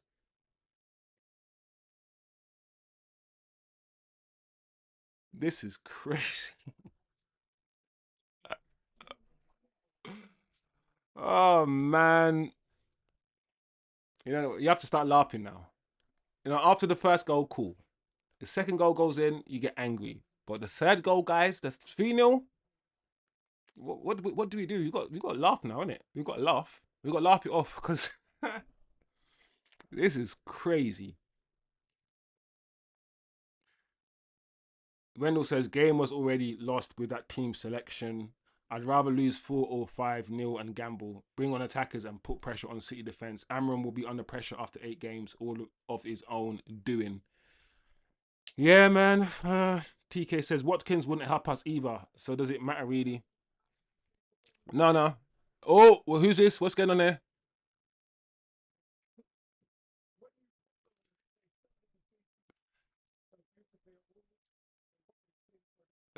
Who messed up? Ugarte and Shaw.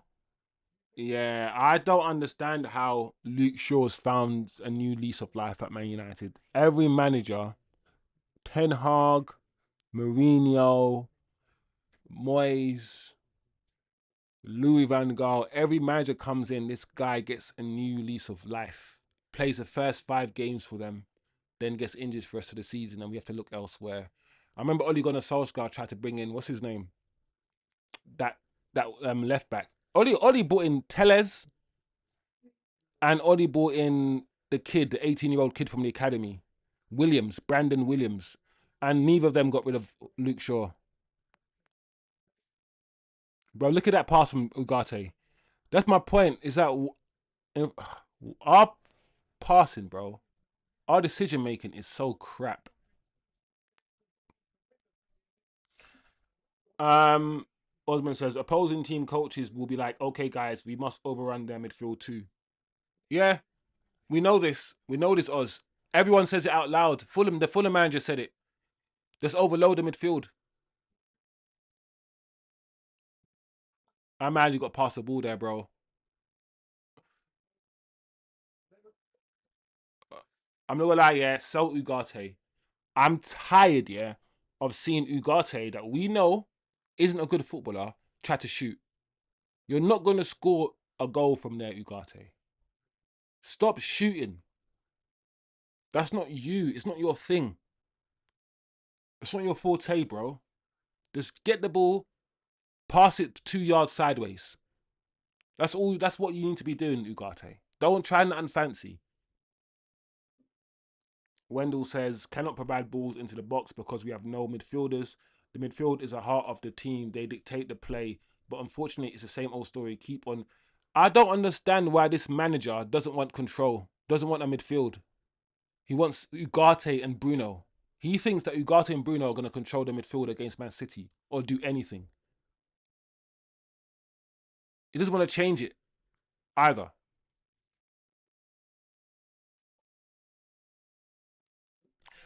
Uh,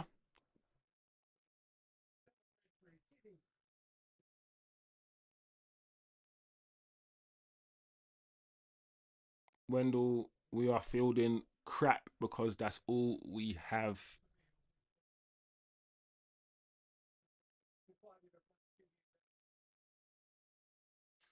Wendell, when I saw Ugarte and Bruno in the midfield, Wendell, I was shocked.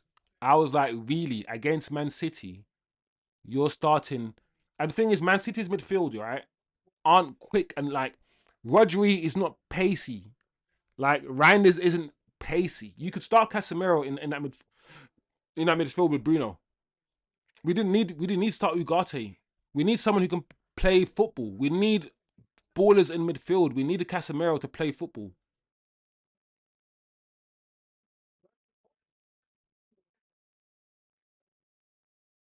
Weird, that's not good.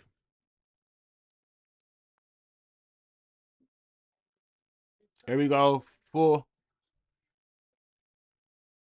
I should have been four, but it was. I think Reinders is offside. Reinders was put through.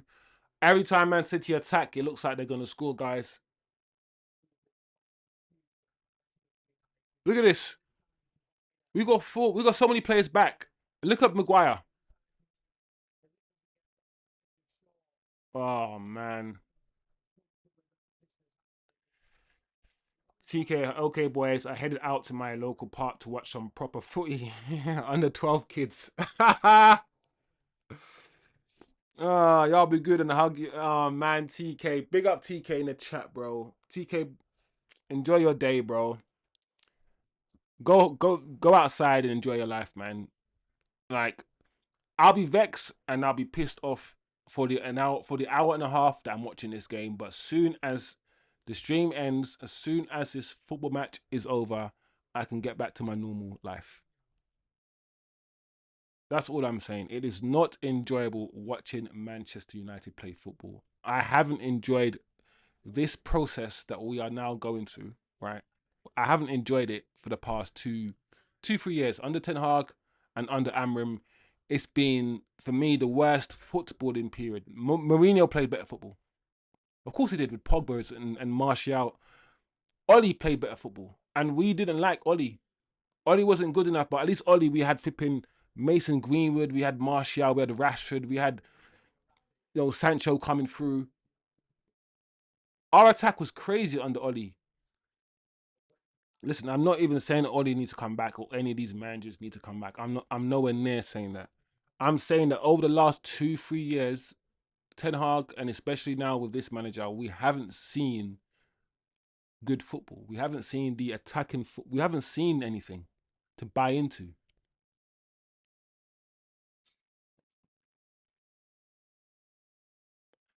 The writing was on the wall. Game was lost before it even started.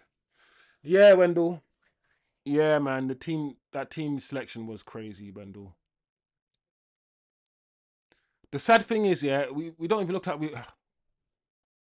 It's gonna be like a nil, 4-0. It's not gonna be like we're not gonna score a goal either.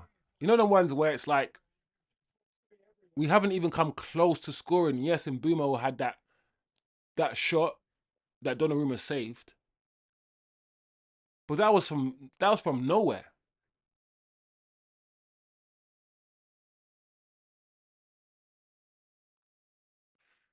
The moment he mentioned Bayindir in his pre-match conference yesterday, the game was lost. The importance of signing Martinez when he was available. Yeah. Oof.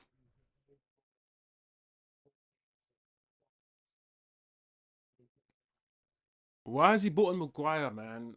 This guy, and also that's the hallmark of a bad manager. You know you're a bad manager when you can't play football, and your plan B is to throw on a defender to get you goals because none of your attackers can. What are you coaching? What are you coaching, man?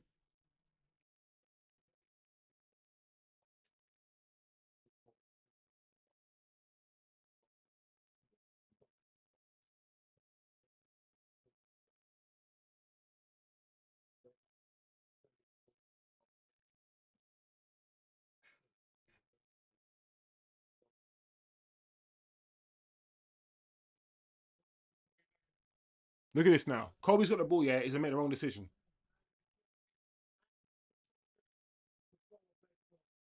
Yeah. The end product from Man United is poor because Kobe had the ball there. And once again, it was about 4 United players. Look, we're 4 against 3, 5 against 4, 6 against 4. And in this situation, we can't. Dorgu could have cut it back for Bruno just there. I'm like, well, who was he fizzing the ball through? To who? Just cut it back for Bruno.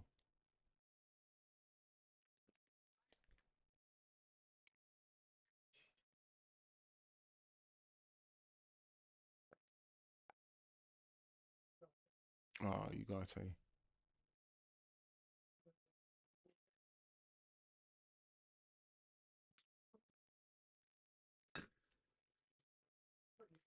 I feel sorry for him, Bruno. I feel sorry for all the players that I told you. And now he brings on 10 minutes ago. He's bringing on Casemiro and Zirkzee. Oh my lord, guys, get this manager out of here.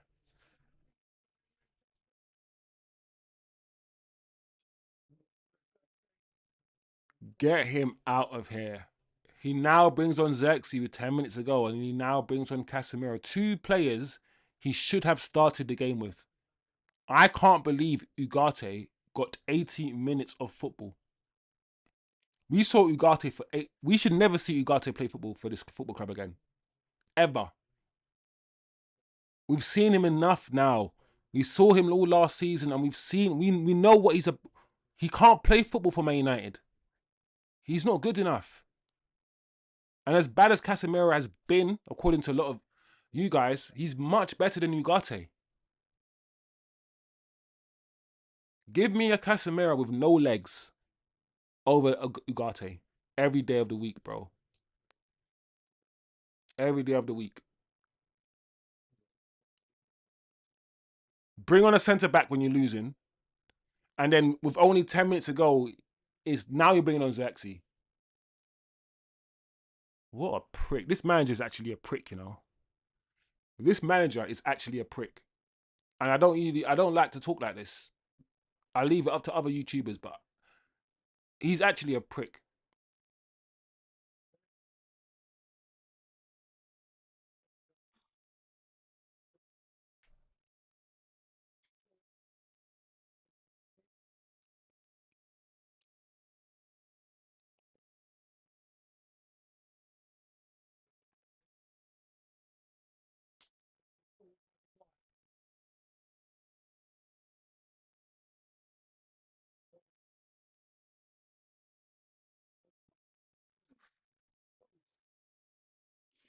And Bumo's the only, and like, it's when the commentators say Mbermo. Bro's come out, yeah, and Bumo's come out twice now saying, how do you pronounce my name? It's Mbumo. He said it twice, Mbumo. And all these commentators are, Mbermo. Bro, his name's Mbumo. Anyway, Mbumo's the only one that looks like he's going to do something when he has the ball. The only one.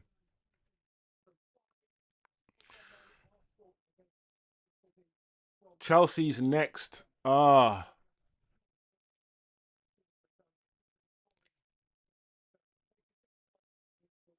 look how much better we're playing. Maybe obviously Man City have dropped off. Yeah. Ah, Ahmad is not playing well at all. I don't know what's happened, bruv. You know something's going wrong when Ahmad was so good last year for us. And I'm not gonna lie, yeah. The start of this season, Ahmad hasn't been great. He hasn't been great. Uh, Wendell says if we finish ninth this season, it will be an achievement. Brace yourselves. AP, big up AP, bro, in the chat. AP7, I've just randomly painted my wall and watched it dry. I'm having fun. What about you lot?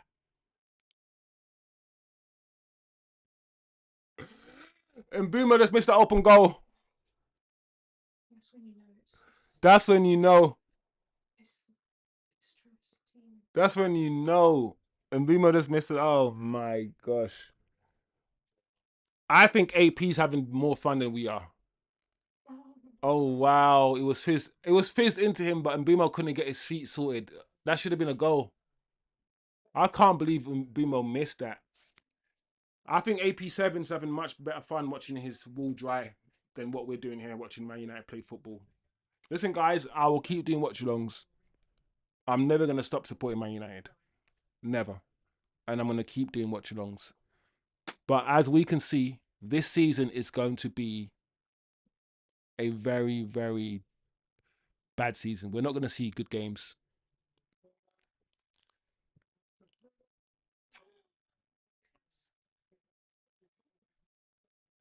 Yeah.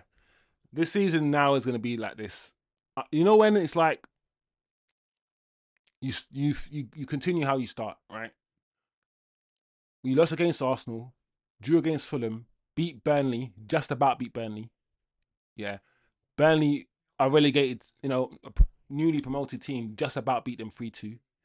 And we're getting slapped up by Man City.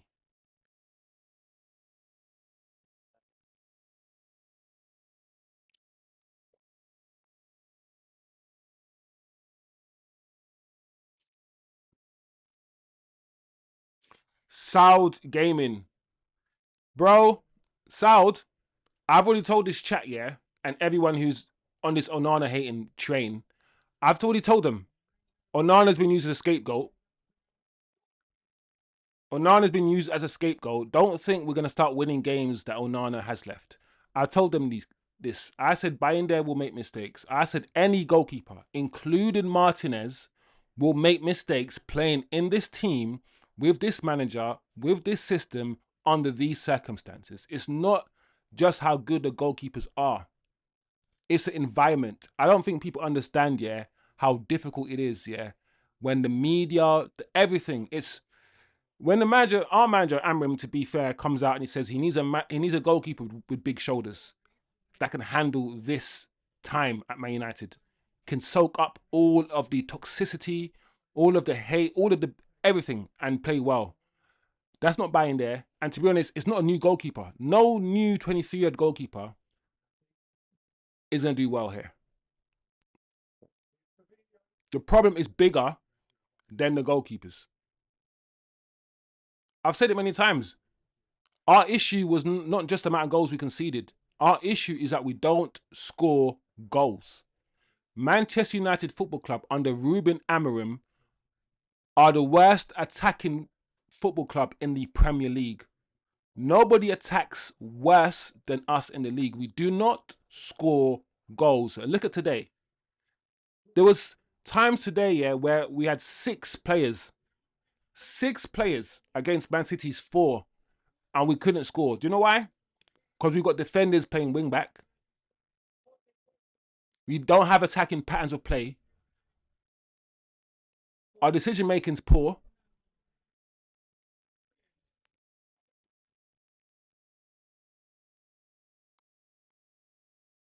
I disagree, Wendell. I think that Tayibi and a few others have been worse than Onana. Onana's the worst in the history of the Premier League. I don't buy it. He is maybe he's one of the worst. Maybe he's there, definitely there down there in with some of the worst. But we're all entitled to our opinions when it comes to Onana. But our defending, I know our goalkeepers face more shots here in the league than most goalkeepers, right? That's a fact. Our goalkeepers face loads of shots. So that's my point. My point is this, people. You play 5 at the back, which means you're supposed to be more defensively secure. But nobody faces more shots here than our goalkeepers when we play 5 at the back. We can't play football. There's no attacking threat. None. There's no patterns. We can't build up. The reason why this manager goes from defense straight to attack. Watch the way that we play. Yeah. Our defenders have the ball, and our defenders bypass the midfield. We, as a football club, as a team, bypass the midfield. We get the Lenny Euro, we get the Luke Shaws, and we try to fizz the ball straight into the tens, right? We do not know how to keep possession and build up through our midfield. We don't play football that way. That's not the way Amorim likes to play. It's such a strange system.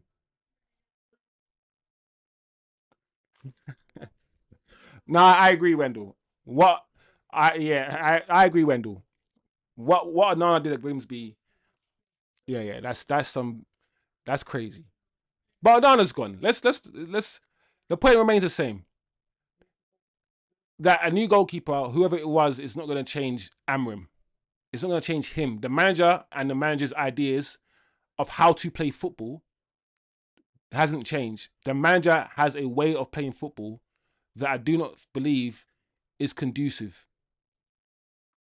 Or if it is conducive to the Premier League, he needs another 11 players. He needs a new defense. He needs a new midfield and probably a new attack as well.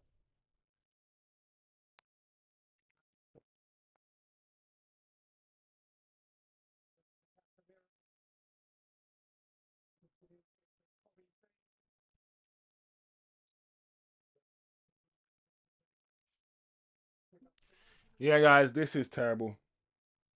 This is terrible. What's that guy? What's that cartoon called? Cleveland Show. Cleveland and the Cleveland Show. It's terrible. What a day, guys. What a day. Look at Jim. Look at Jim. What's Jim's thinking? Jim, get this guy out. If you want to be successful here, I don't get this guy out, bro.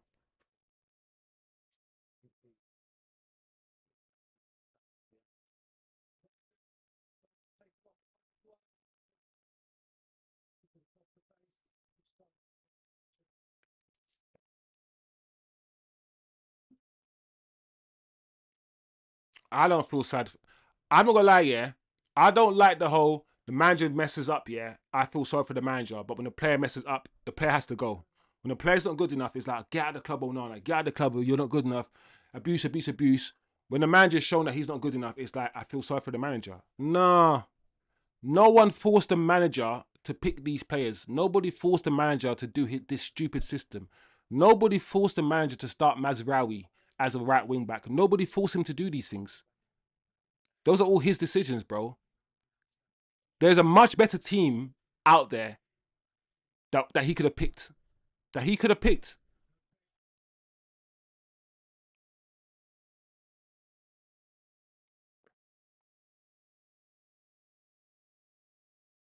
I'm mad, man. I'm mad.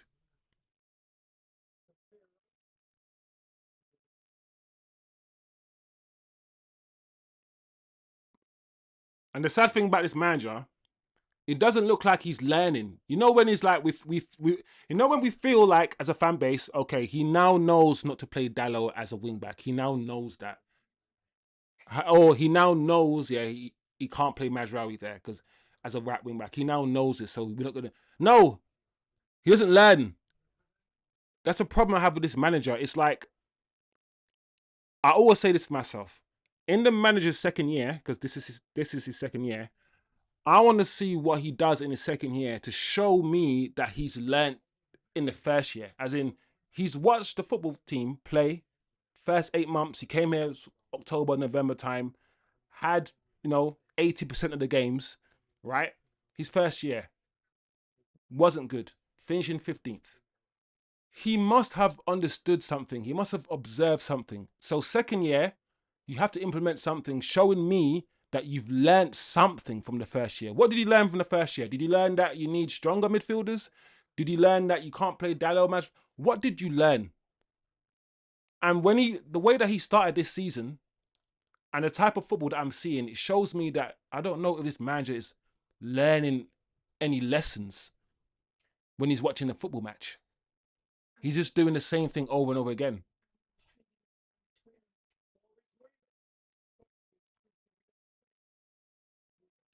Like,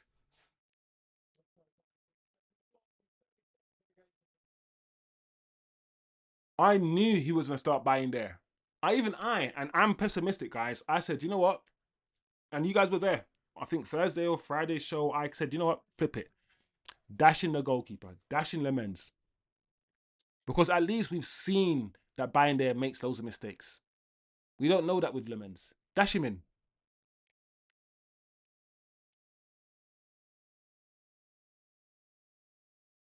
We could have sold Bruno and actually got a midfielder. There you go, people. There you go. Manchester City 3, Manchester United 0. A resounding win, a comfortable win. This is probably the easiest game Manchester City have played this season. They played Brighton. They've lost against Brighton. They've lost game to season. This is probably by far the easiest game Man City have played this season. This 3-0 win was comfortable. It should have been 4, probably should have been 5. It should have been 5-0. Towards the end, City, Haaland missed open goal, hit the post. Should have been 5. Should have been more. Let no one try to convince you that we were good today. I don't want to hear anyone try to spin this. But if we had taken this chance, but if we had, no, it wasn't this kind of game. We weren't there. We all sat and watched this together, guys. We were nowhere. The first 10 minutes, we showed something. I always say this. We start quickly. We usually start quickly. But today we were outplayed. Once again, does this formation work? I know some of you guys said Chelsea won the league with a 3-5. Was it 3-5-2? That was a 3-5-2, wasn't it? That's different to a 3-4-2-1. Chelsea won the league, I believe, in the Champions League with a 3-5-2. I think. 2 up front. I'm not sure. Either way, it was slightly different to how our manager, plays this system, a similar system to Alonso and other guys, but he plays it differently. If you watch the way he plays it differently. He doesn't rate the midfield.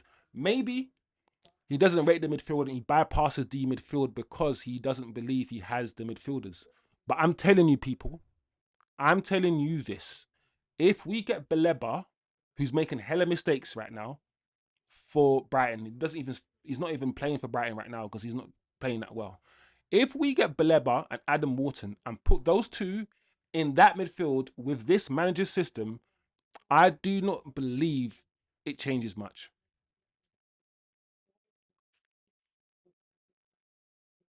We might play a little bit better, but how much does it really change? This is going to be damaging, guys. You know the type of defeat that you get where you're going to lose the next match. You know you're going to lose the next match.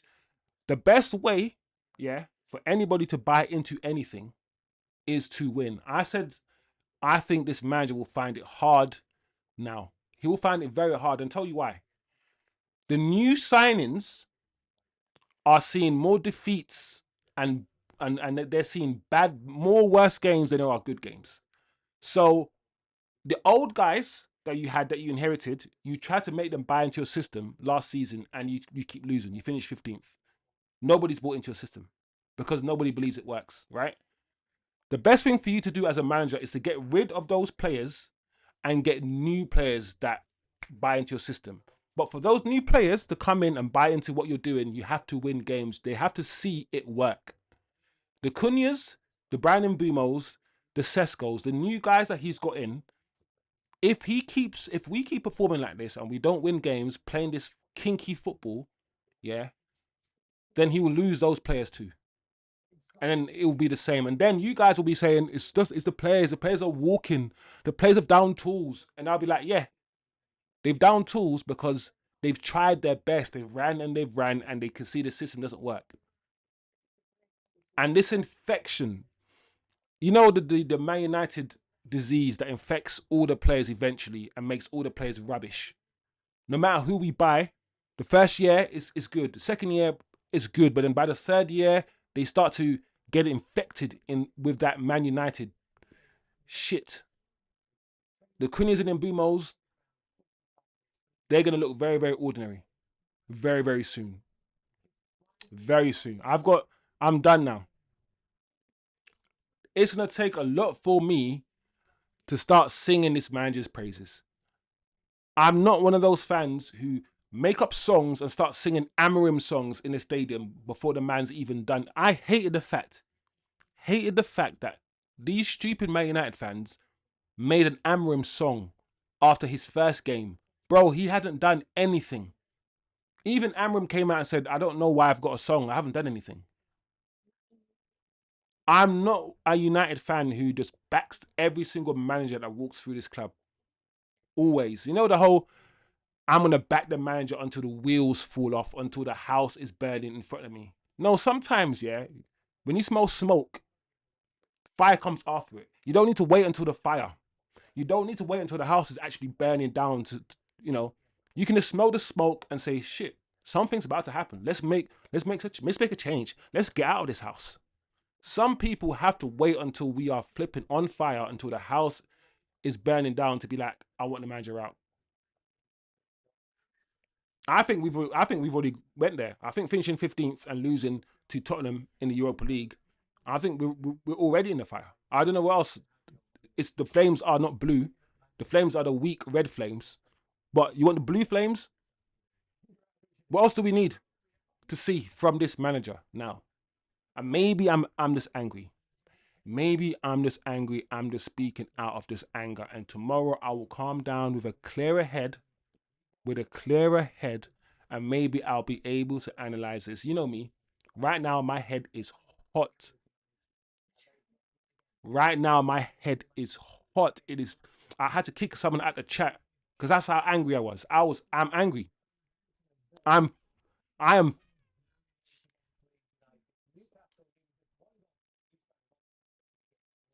and I have to watch the game again. That's the thing. I've agreed to do tactical analysis. I've agreed to do tactical breakdowns. So I have to watch this game again, guys.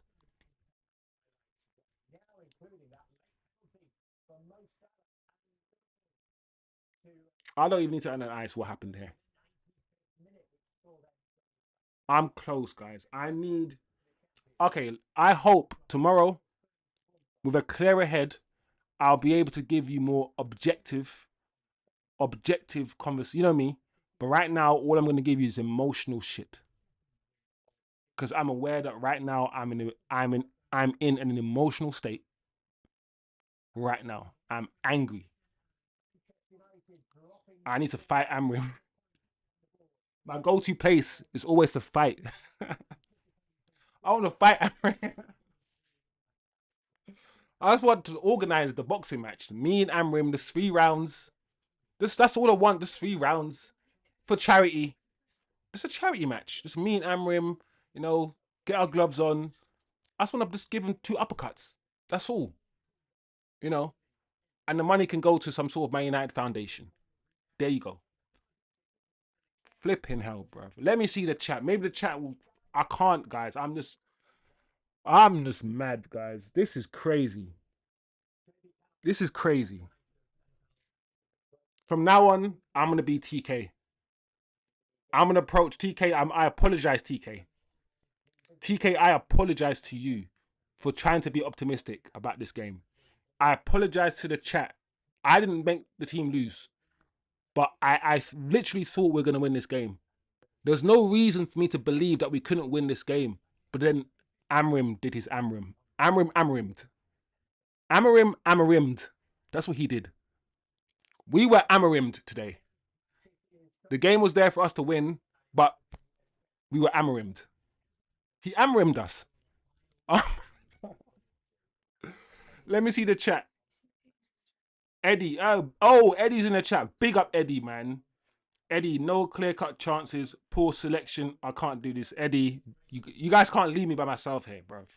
You can't do this. You can't set up the chat, get this community going, and then leave me to wallow in defeat by myself, man. That's not fair. It's not fair, guys. Wendell says he has no sympathy for Amorim. No sympathy. I'm with you. TK, you thought we were going to score. I thought we were going to score, TK. It wasn't even 3-1. Wendell says the good days are coming. See, that's what I need. I need some humor. Humor is good. The good days are coming with replacement manager Wendell. Flipping heck. Oh, we don't sack him till season ends. I can see that as well, TK. I can see United just keeping him until we're regularly in 15th position. We won't sack him. Wendell says he won't see Christmas. Glasner comes in for 26, 27 if we're saying that. The thing is, if we sack him before Christmas, we can't get a serious manager in because there's no serious manager that's out there waiting for a club. So we sack him, let's say Christmas time. We had to bring in an interim before we get Glasner or Areola. So what will happen next? Amorim will say we are disappointed and have to be better. Yeah, he'll say all these things.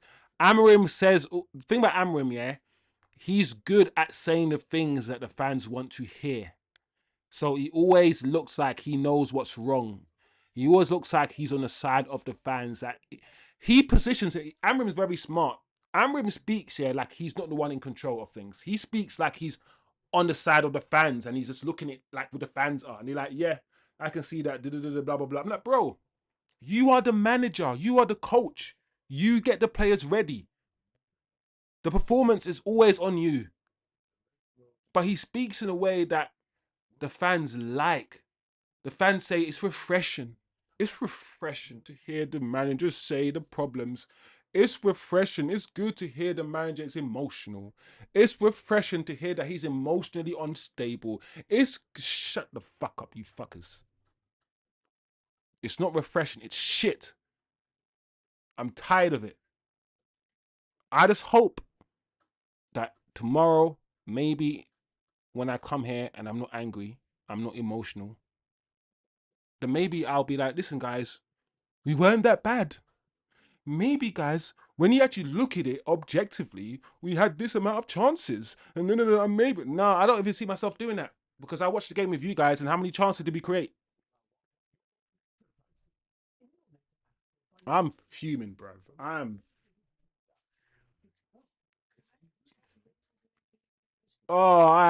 fuming. I want to fight. I need to go to the gym, put on my boxing gloves, and I need to fight, guys. I need to get my anger out somewhere. Oh man, Alfred says I'm absolutely fuming. Big up Alfred Gideon. I'm always gonna say Gideon is a bad man name. I'm absolutely fuming that why is Amorim playing Bruno at 8 and why is Luke Shaw playing? Alfred, my man, you're asking the right questions. City weren't even good. Thank you, Alfred. They didn't have to be good today. They weren't good, and they're not a great team. This City team is not winning the league. It's not. That's I'm with Alfred. Alfred says City weren't good, and that's what makes me angry. They didn't dominate. They didn't have to be good. They didn't need to be good today. This manager's job is to prepare the team. He decided to start Ugarte over Casemiro. I was convinced, guys, in my pre-match video that he had to start Kobe Mainoo or something. Or Bruno. Start Bruno in the 10. And then bring Kobe, put Kobe next to Casemiro. Or and then switch them as you do during the game. Because sometimes Kobe drifts into the 10 and sometimes Bruno falls back. Do that. I was so surprised to see Mazraoui's first game back. And we didn't lose because of Mazraoui, but we need to play wingers or we need to play wing backs in those positions. Anyway. Oh, man. Big up Milton as well. Big up Milton, man. I hope you're good. Well, I hope you're better than us, man. Don't even know how to explain the difference today. There were some shots which Donnarumma saved quite easily. We were just not good today. Me says, F that. We need to sack him now and stay clear of Glasner. Don't want another. Yeah, me, you. He's not a fan of the back three managers. I guess because the team that we are building seems like it's for a back three and we have all these tens and stuff. That's another reason why I would say get Glasner. But I'm not wedded to this kinky formation. I'm not wedded yet to no formation. What I don't like here is this manager has come in with this kinky formation and he's convinced the fan base that we need to proceed with this formation. No. Formation is what you choose to get the best out of your players. System is what you choose to get the best out of your players. If your players are not playing well with this system, just change it. I no longer want any manager that plays a fixed system and can't adapt. Because no successful manager is like that. Fergie changed his system multiple times. Even Pep has done it. No successful manager comes in and says, I play one way only, one system only. I'm not budging, regardless of the opposition, regardless of the players that I have. I'm not. We heard that, and we said, yes. A manager that doesn't change, change and bend to the players, who actually has a system and will keep. We just said that was good. In hindsight, I'm like, hold on a second. That's not. We're essentially hearing the manager say that he's not flexible. In an interview, when you go to a job interview and the manager or the interviewer asks, how flexible are you? How can you adapt and all these things? And you have to say, I'm very flexible. I can adapt to changes in environment, right? All these things.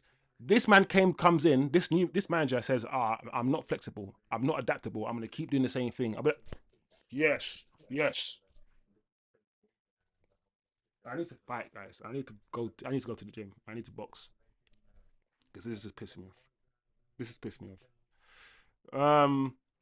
Big up Milton, man. 71 goals conceded in 47 games. Only 8 wins from 31 in the league.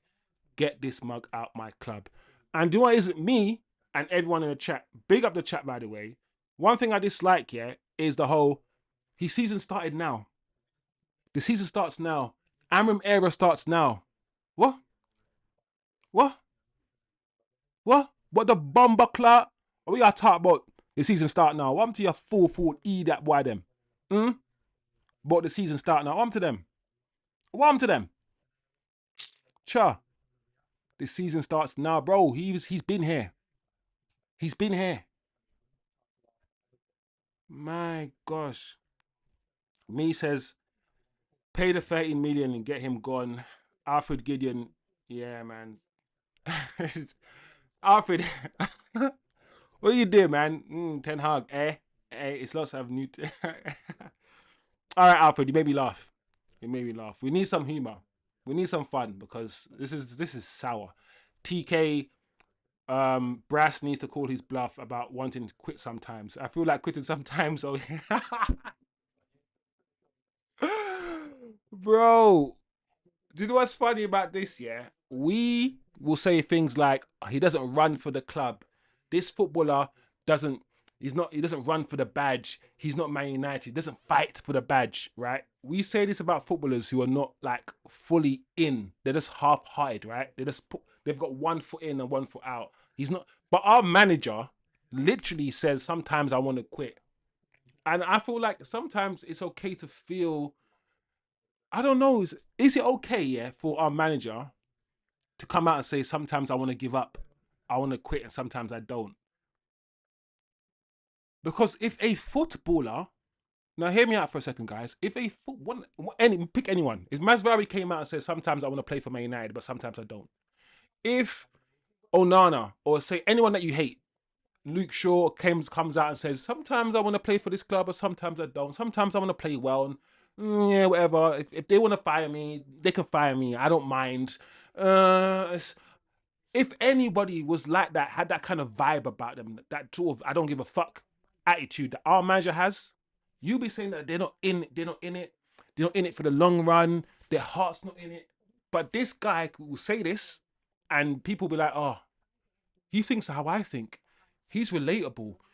I hate, yeah, when we look at football managers and we like them because they're like me. They're emotionally unstable like me. No, I don't want him to be like me. I don't want him to overreact. I might be overreacting right now on screen, right? I don't need him to be like Wizzy or Chosen. I need him to be better than me. I need him to keep his calm. I need him to not look away when we're taking penalties and not rock in his chair when it's a penalty shootout. I need him to stand up with his team, stand strong, and lead his team when we're taking penalties and not be like, it makes me feel uncomfortable, so I look away. Bro, that's weak. How can you want your players to be strong when everything you do is weak?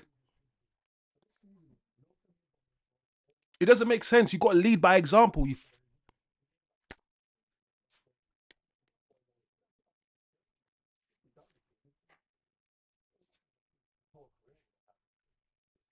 What's the point of me ranting, bro? What's it gonna do? It's like a therapy session for me. I need to let it out. I just need to let it out. Sorry, I apologize, people. I should be interacting with the chat, but I'm just angry. All right.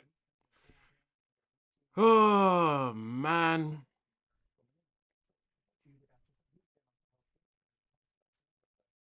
Tomorrow I'll be calmer. Tomorrow I'll watch the game and I'll be like, do you know what? This is how we lost the game. 'Cause right now, I'm just emotional, just vexed. I need to smoke, guys.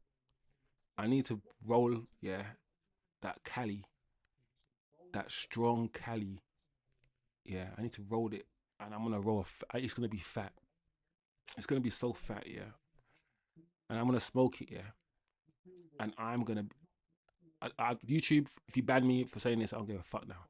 I'm gonna get so cloudy. I'm gonna be. I need it, guys. I need to. Oh man. Hey, let me go for guys. I'm gonna go for the chat now. Let me interact with you guys. Bloody Donnarumma did have some. Yeah, that save from Mbumo from Donnarumma was fake, bro. I saw that save. I was like, "Ugh, fucking Donnarumma, bro. Yeah, I saw that. Yeah, I saw that stat from me. 71 goals. That's correct. Listen, I said this.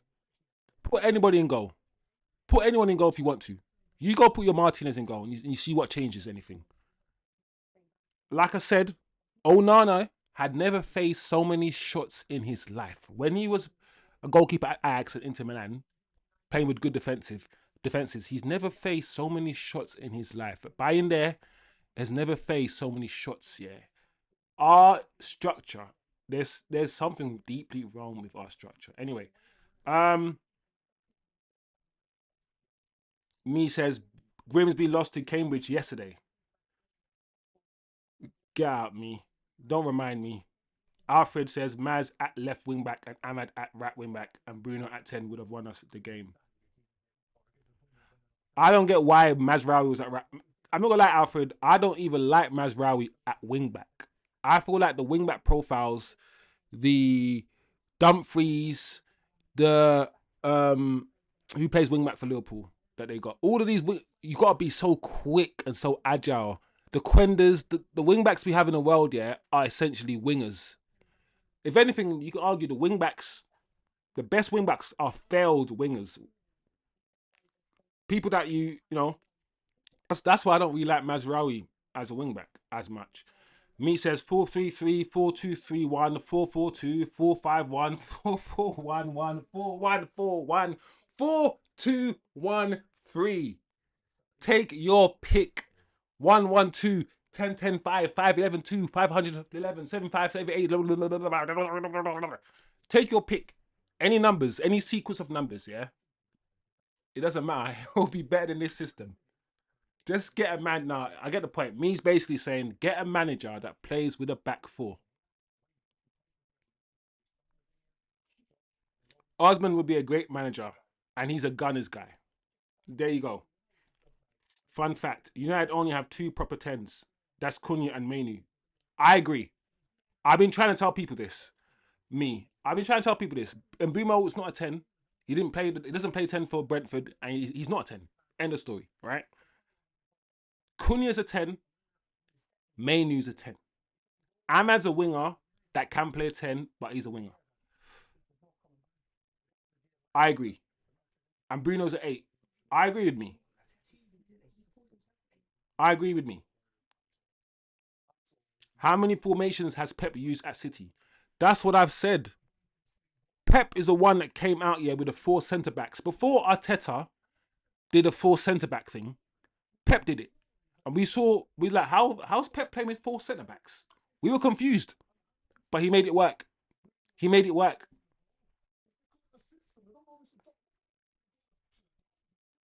Man, Alfred says, if you look at Ten Hag, man, he refused to play his own system.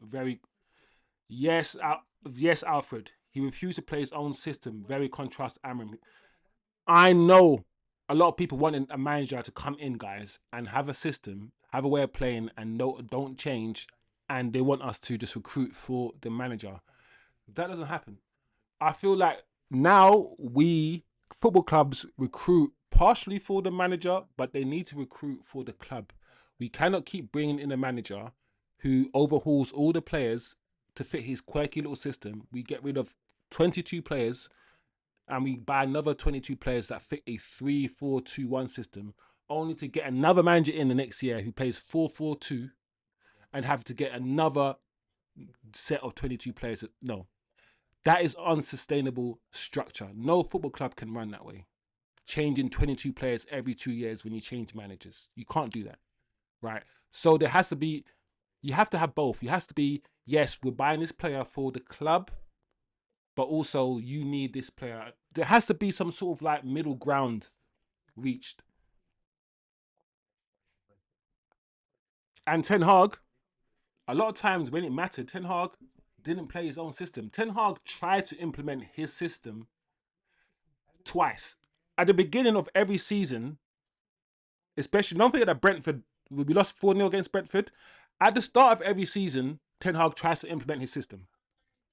We get slapped, hammered, then he reverts back to something tried and tested. Right? Whether you agree with it or not, that's what's happened under Ten Hag. When it matters, I remember in the FA Cup final, Ten Hag dropped Hoyland. Dropped Hoyland and played Scott McTominay as a striker. This manager would not drop that. This manager is not that smart.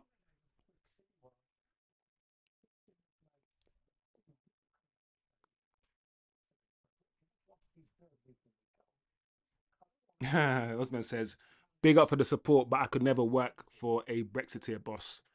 Osman, don't remind me about Jim Radcliffe.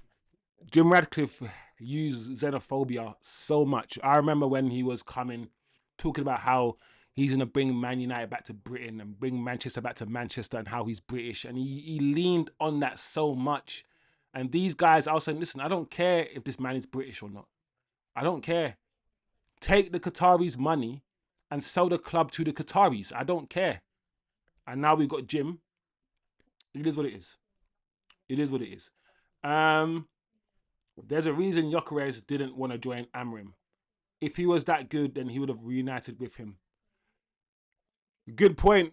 Good point. I did think it was interesting that Gyökeres was so desperately wanted to join Arsenal and he didn't want to join Man United at all, even though he had success with Amorim. I thought that was quite interesting.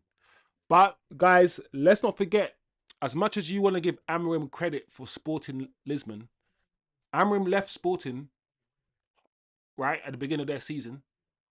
Did Sporting win the league? Yes or no? Without Amorim? Yes. So Sporting Lisbon, the team that desperately relied on Amorim, he left the football club.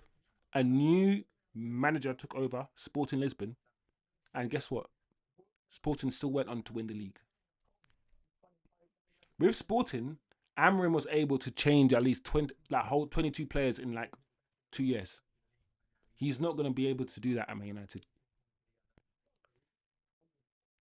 It's easy to manage the biggest and richest football club in any league. It's much easier to go into Sporting, change a Sporting team, because don't forget, Sporting are top 2, top 3 teams in Portugal. Then come to this Man United team and do it. Anyway. Milton says 31 games, fewest wins or points. TK, lucky things get easier next week when we host and inform Chelsea. You guys can't tell, but I'm using it sarcasm. Oh, guys, I'm fairly convinced Sean Dyche and Big Sam got more than 8 wins from 32 league games. Bro, he can't even... You know when, like, all those managers that you mentioned, yeah, are pragmatic as hell, just basic managers. And they don't do kinky stuff. They just play to the player's strengths, set up in a basic way, go on and play. If our manager did that stuff, yeah, went back to basics, I'm telling you guys, we'll win more games. Bruno's now on screen and Bruno's now talking. What's he saying?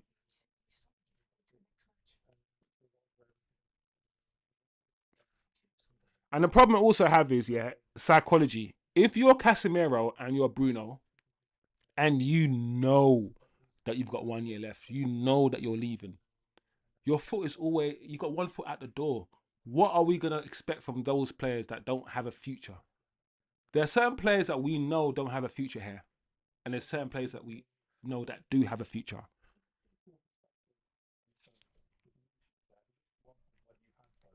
Anyway.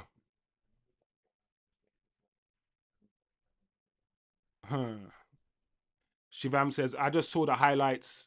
We are so weak. His choices are not right. How many times we have to lose to that Amorim so that Amorim realizes that Bruno can't play in midfield? Shivam, I don't understand this manager. I don't think he will change. It doesn't look like he's changing. Me says Amorim could be a manager of Starbucks and he would refuse to serve coffee. There's no coffee here. There's no coffee here. No, bro, this is Starbucks. No coffee here. Oh, man. Osman says, I agree on his outward emotionality being unproductive. I can believe the dressing room has the impression that the manager has to be talked out of quitting at least once.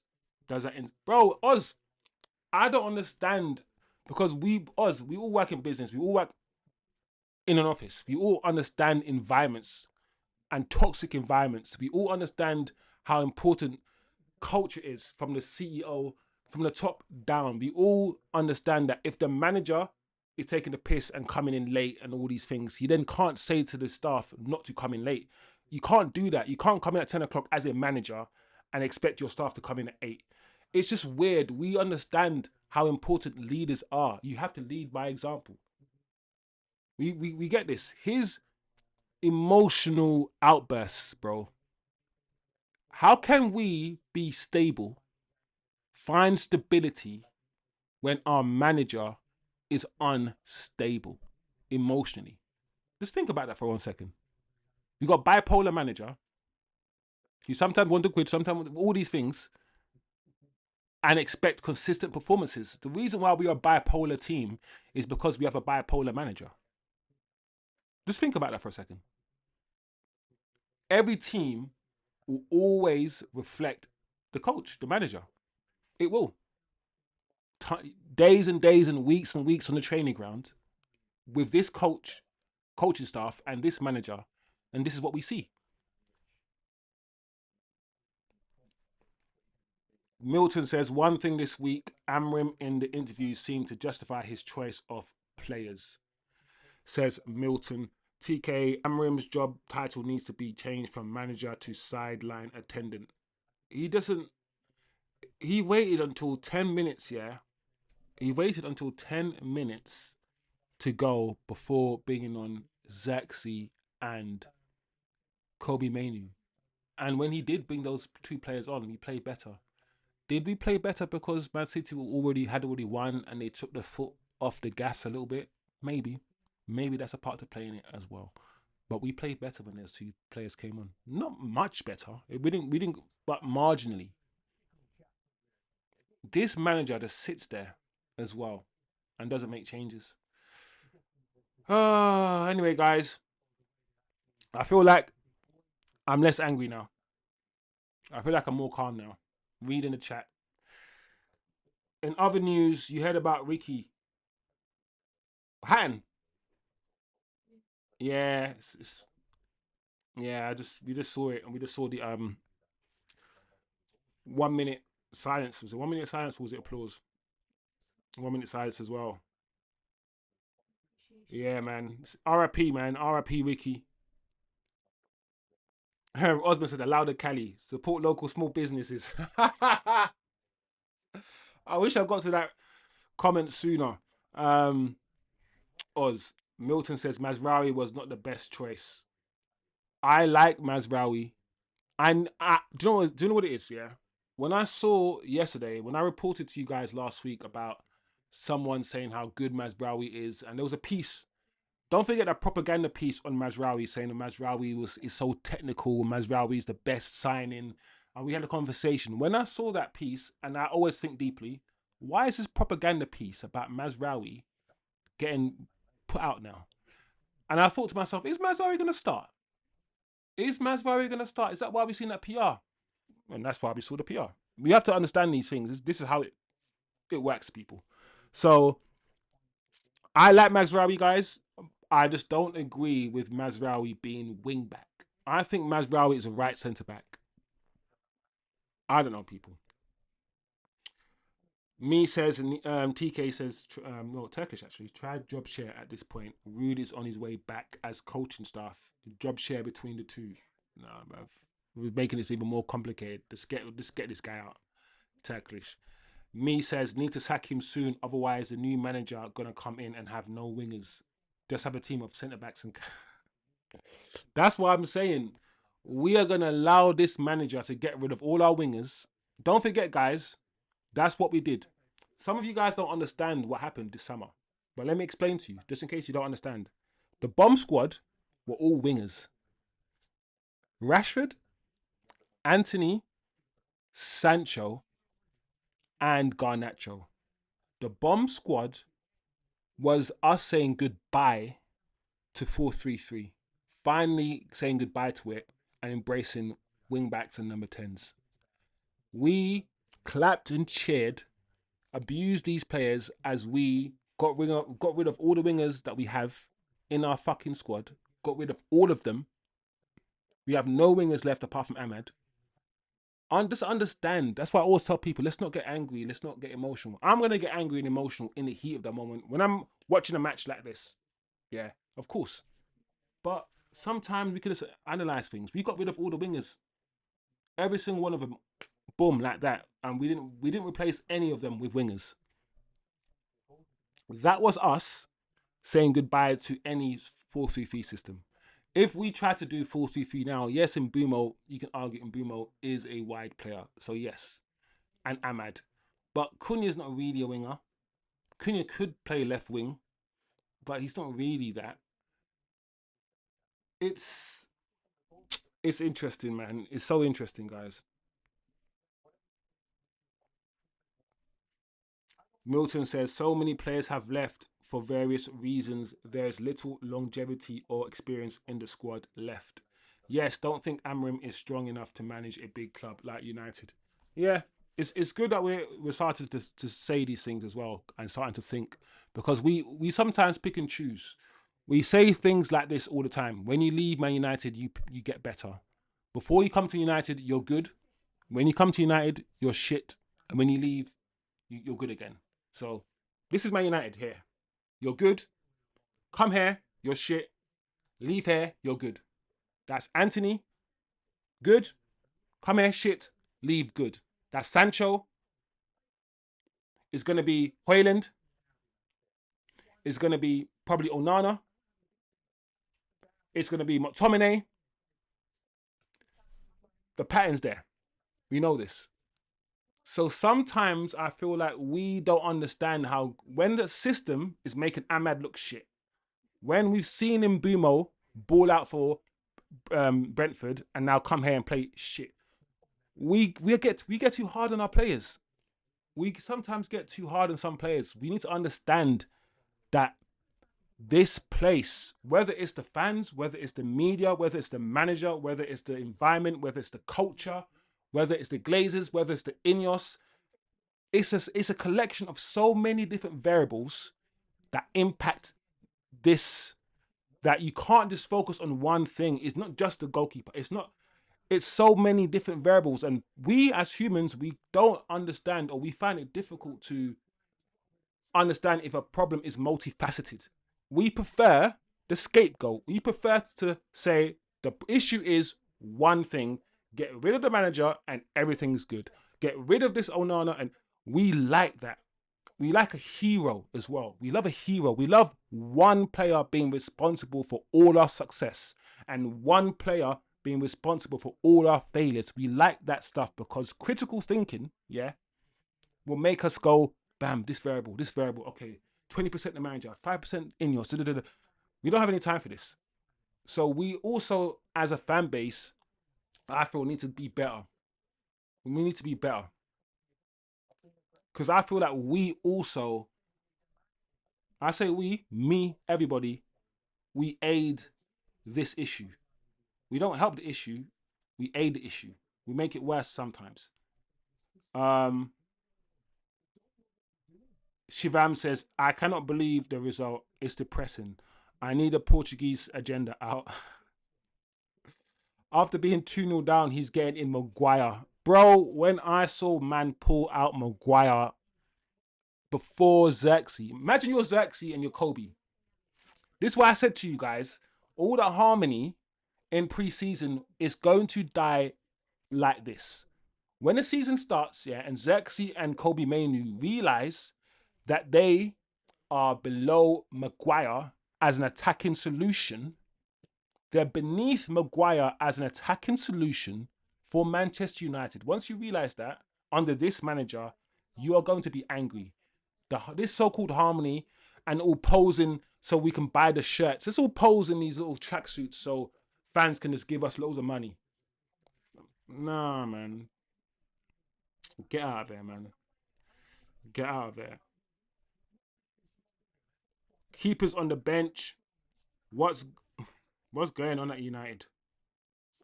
Better to play the under 21s and lose. Milton says small points only. There were 2 keepers on the bench today and sitting with them. Mainu, Maguire and Zirkzee. 2 keepers on the bench. Why were there 2 goalkeepers on the bench? Taking up a spot. Why do we need 3 goalkeepers? There needs to be 1 goalkeeper on the bench, so another spot can be taken up by an attacking player. Turkish says, I noticed that. Why the F did you have 2 keepers on the bench? Why? I just don't get it. Anyway, guys, that is it, man. that is it, guys. That is it, guys. We lost 3-0. I'm gonna probably record a match reaction. I don't know what I'm gonna say because I feel like I've spoken enough. So whatever, whatever, man. Big up the chat though. Towards it, the chat calmed me down a little bit. We need each other, bro. The chat, the chat is chatting. You guys came with your facts. A lot of what you guys were saying and are saying is just facts. I can't dispute it. The community is sick. Big up Shivam, Milton, me, you, Osman, TK. Big up Alfred, Wendell's well, Eddie, AP, Saud. Big up the chat, man. The game was shit today, and I don't think anything's gonna happen with this manager. The way that these guys keep talking about Amorim, but they have to, you know, be positive and speak like this. But the way they talk about the manager, it seems as if he ain't going anywhere. What a disappointing football match. What a disappointing football match. Milton says, to be fair, it was City today with Haaland back in form, unfortunately. Yeah, it's just that, you know what? City didn't even play that well today, I don't feel.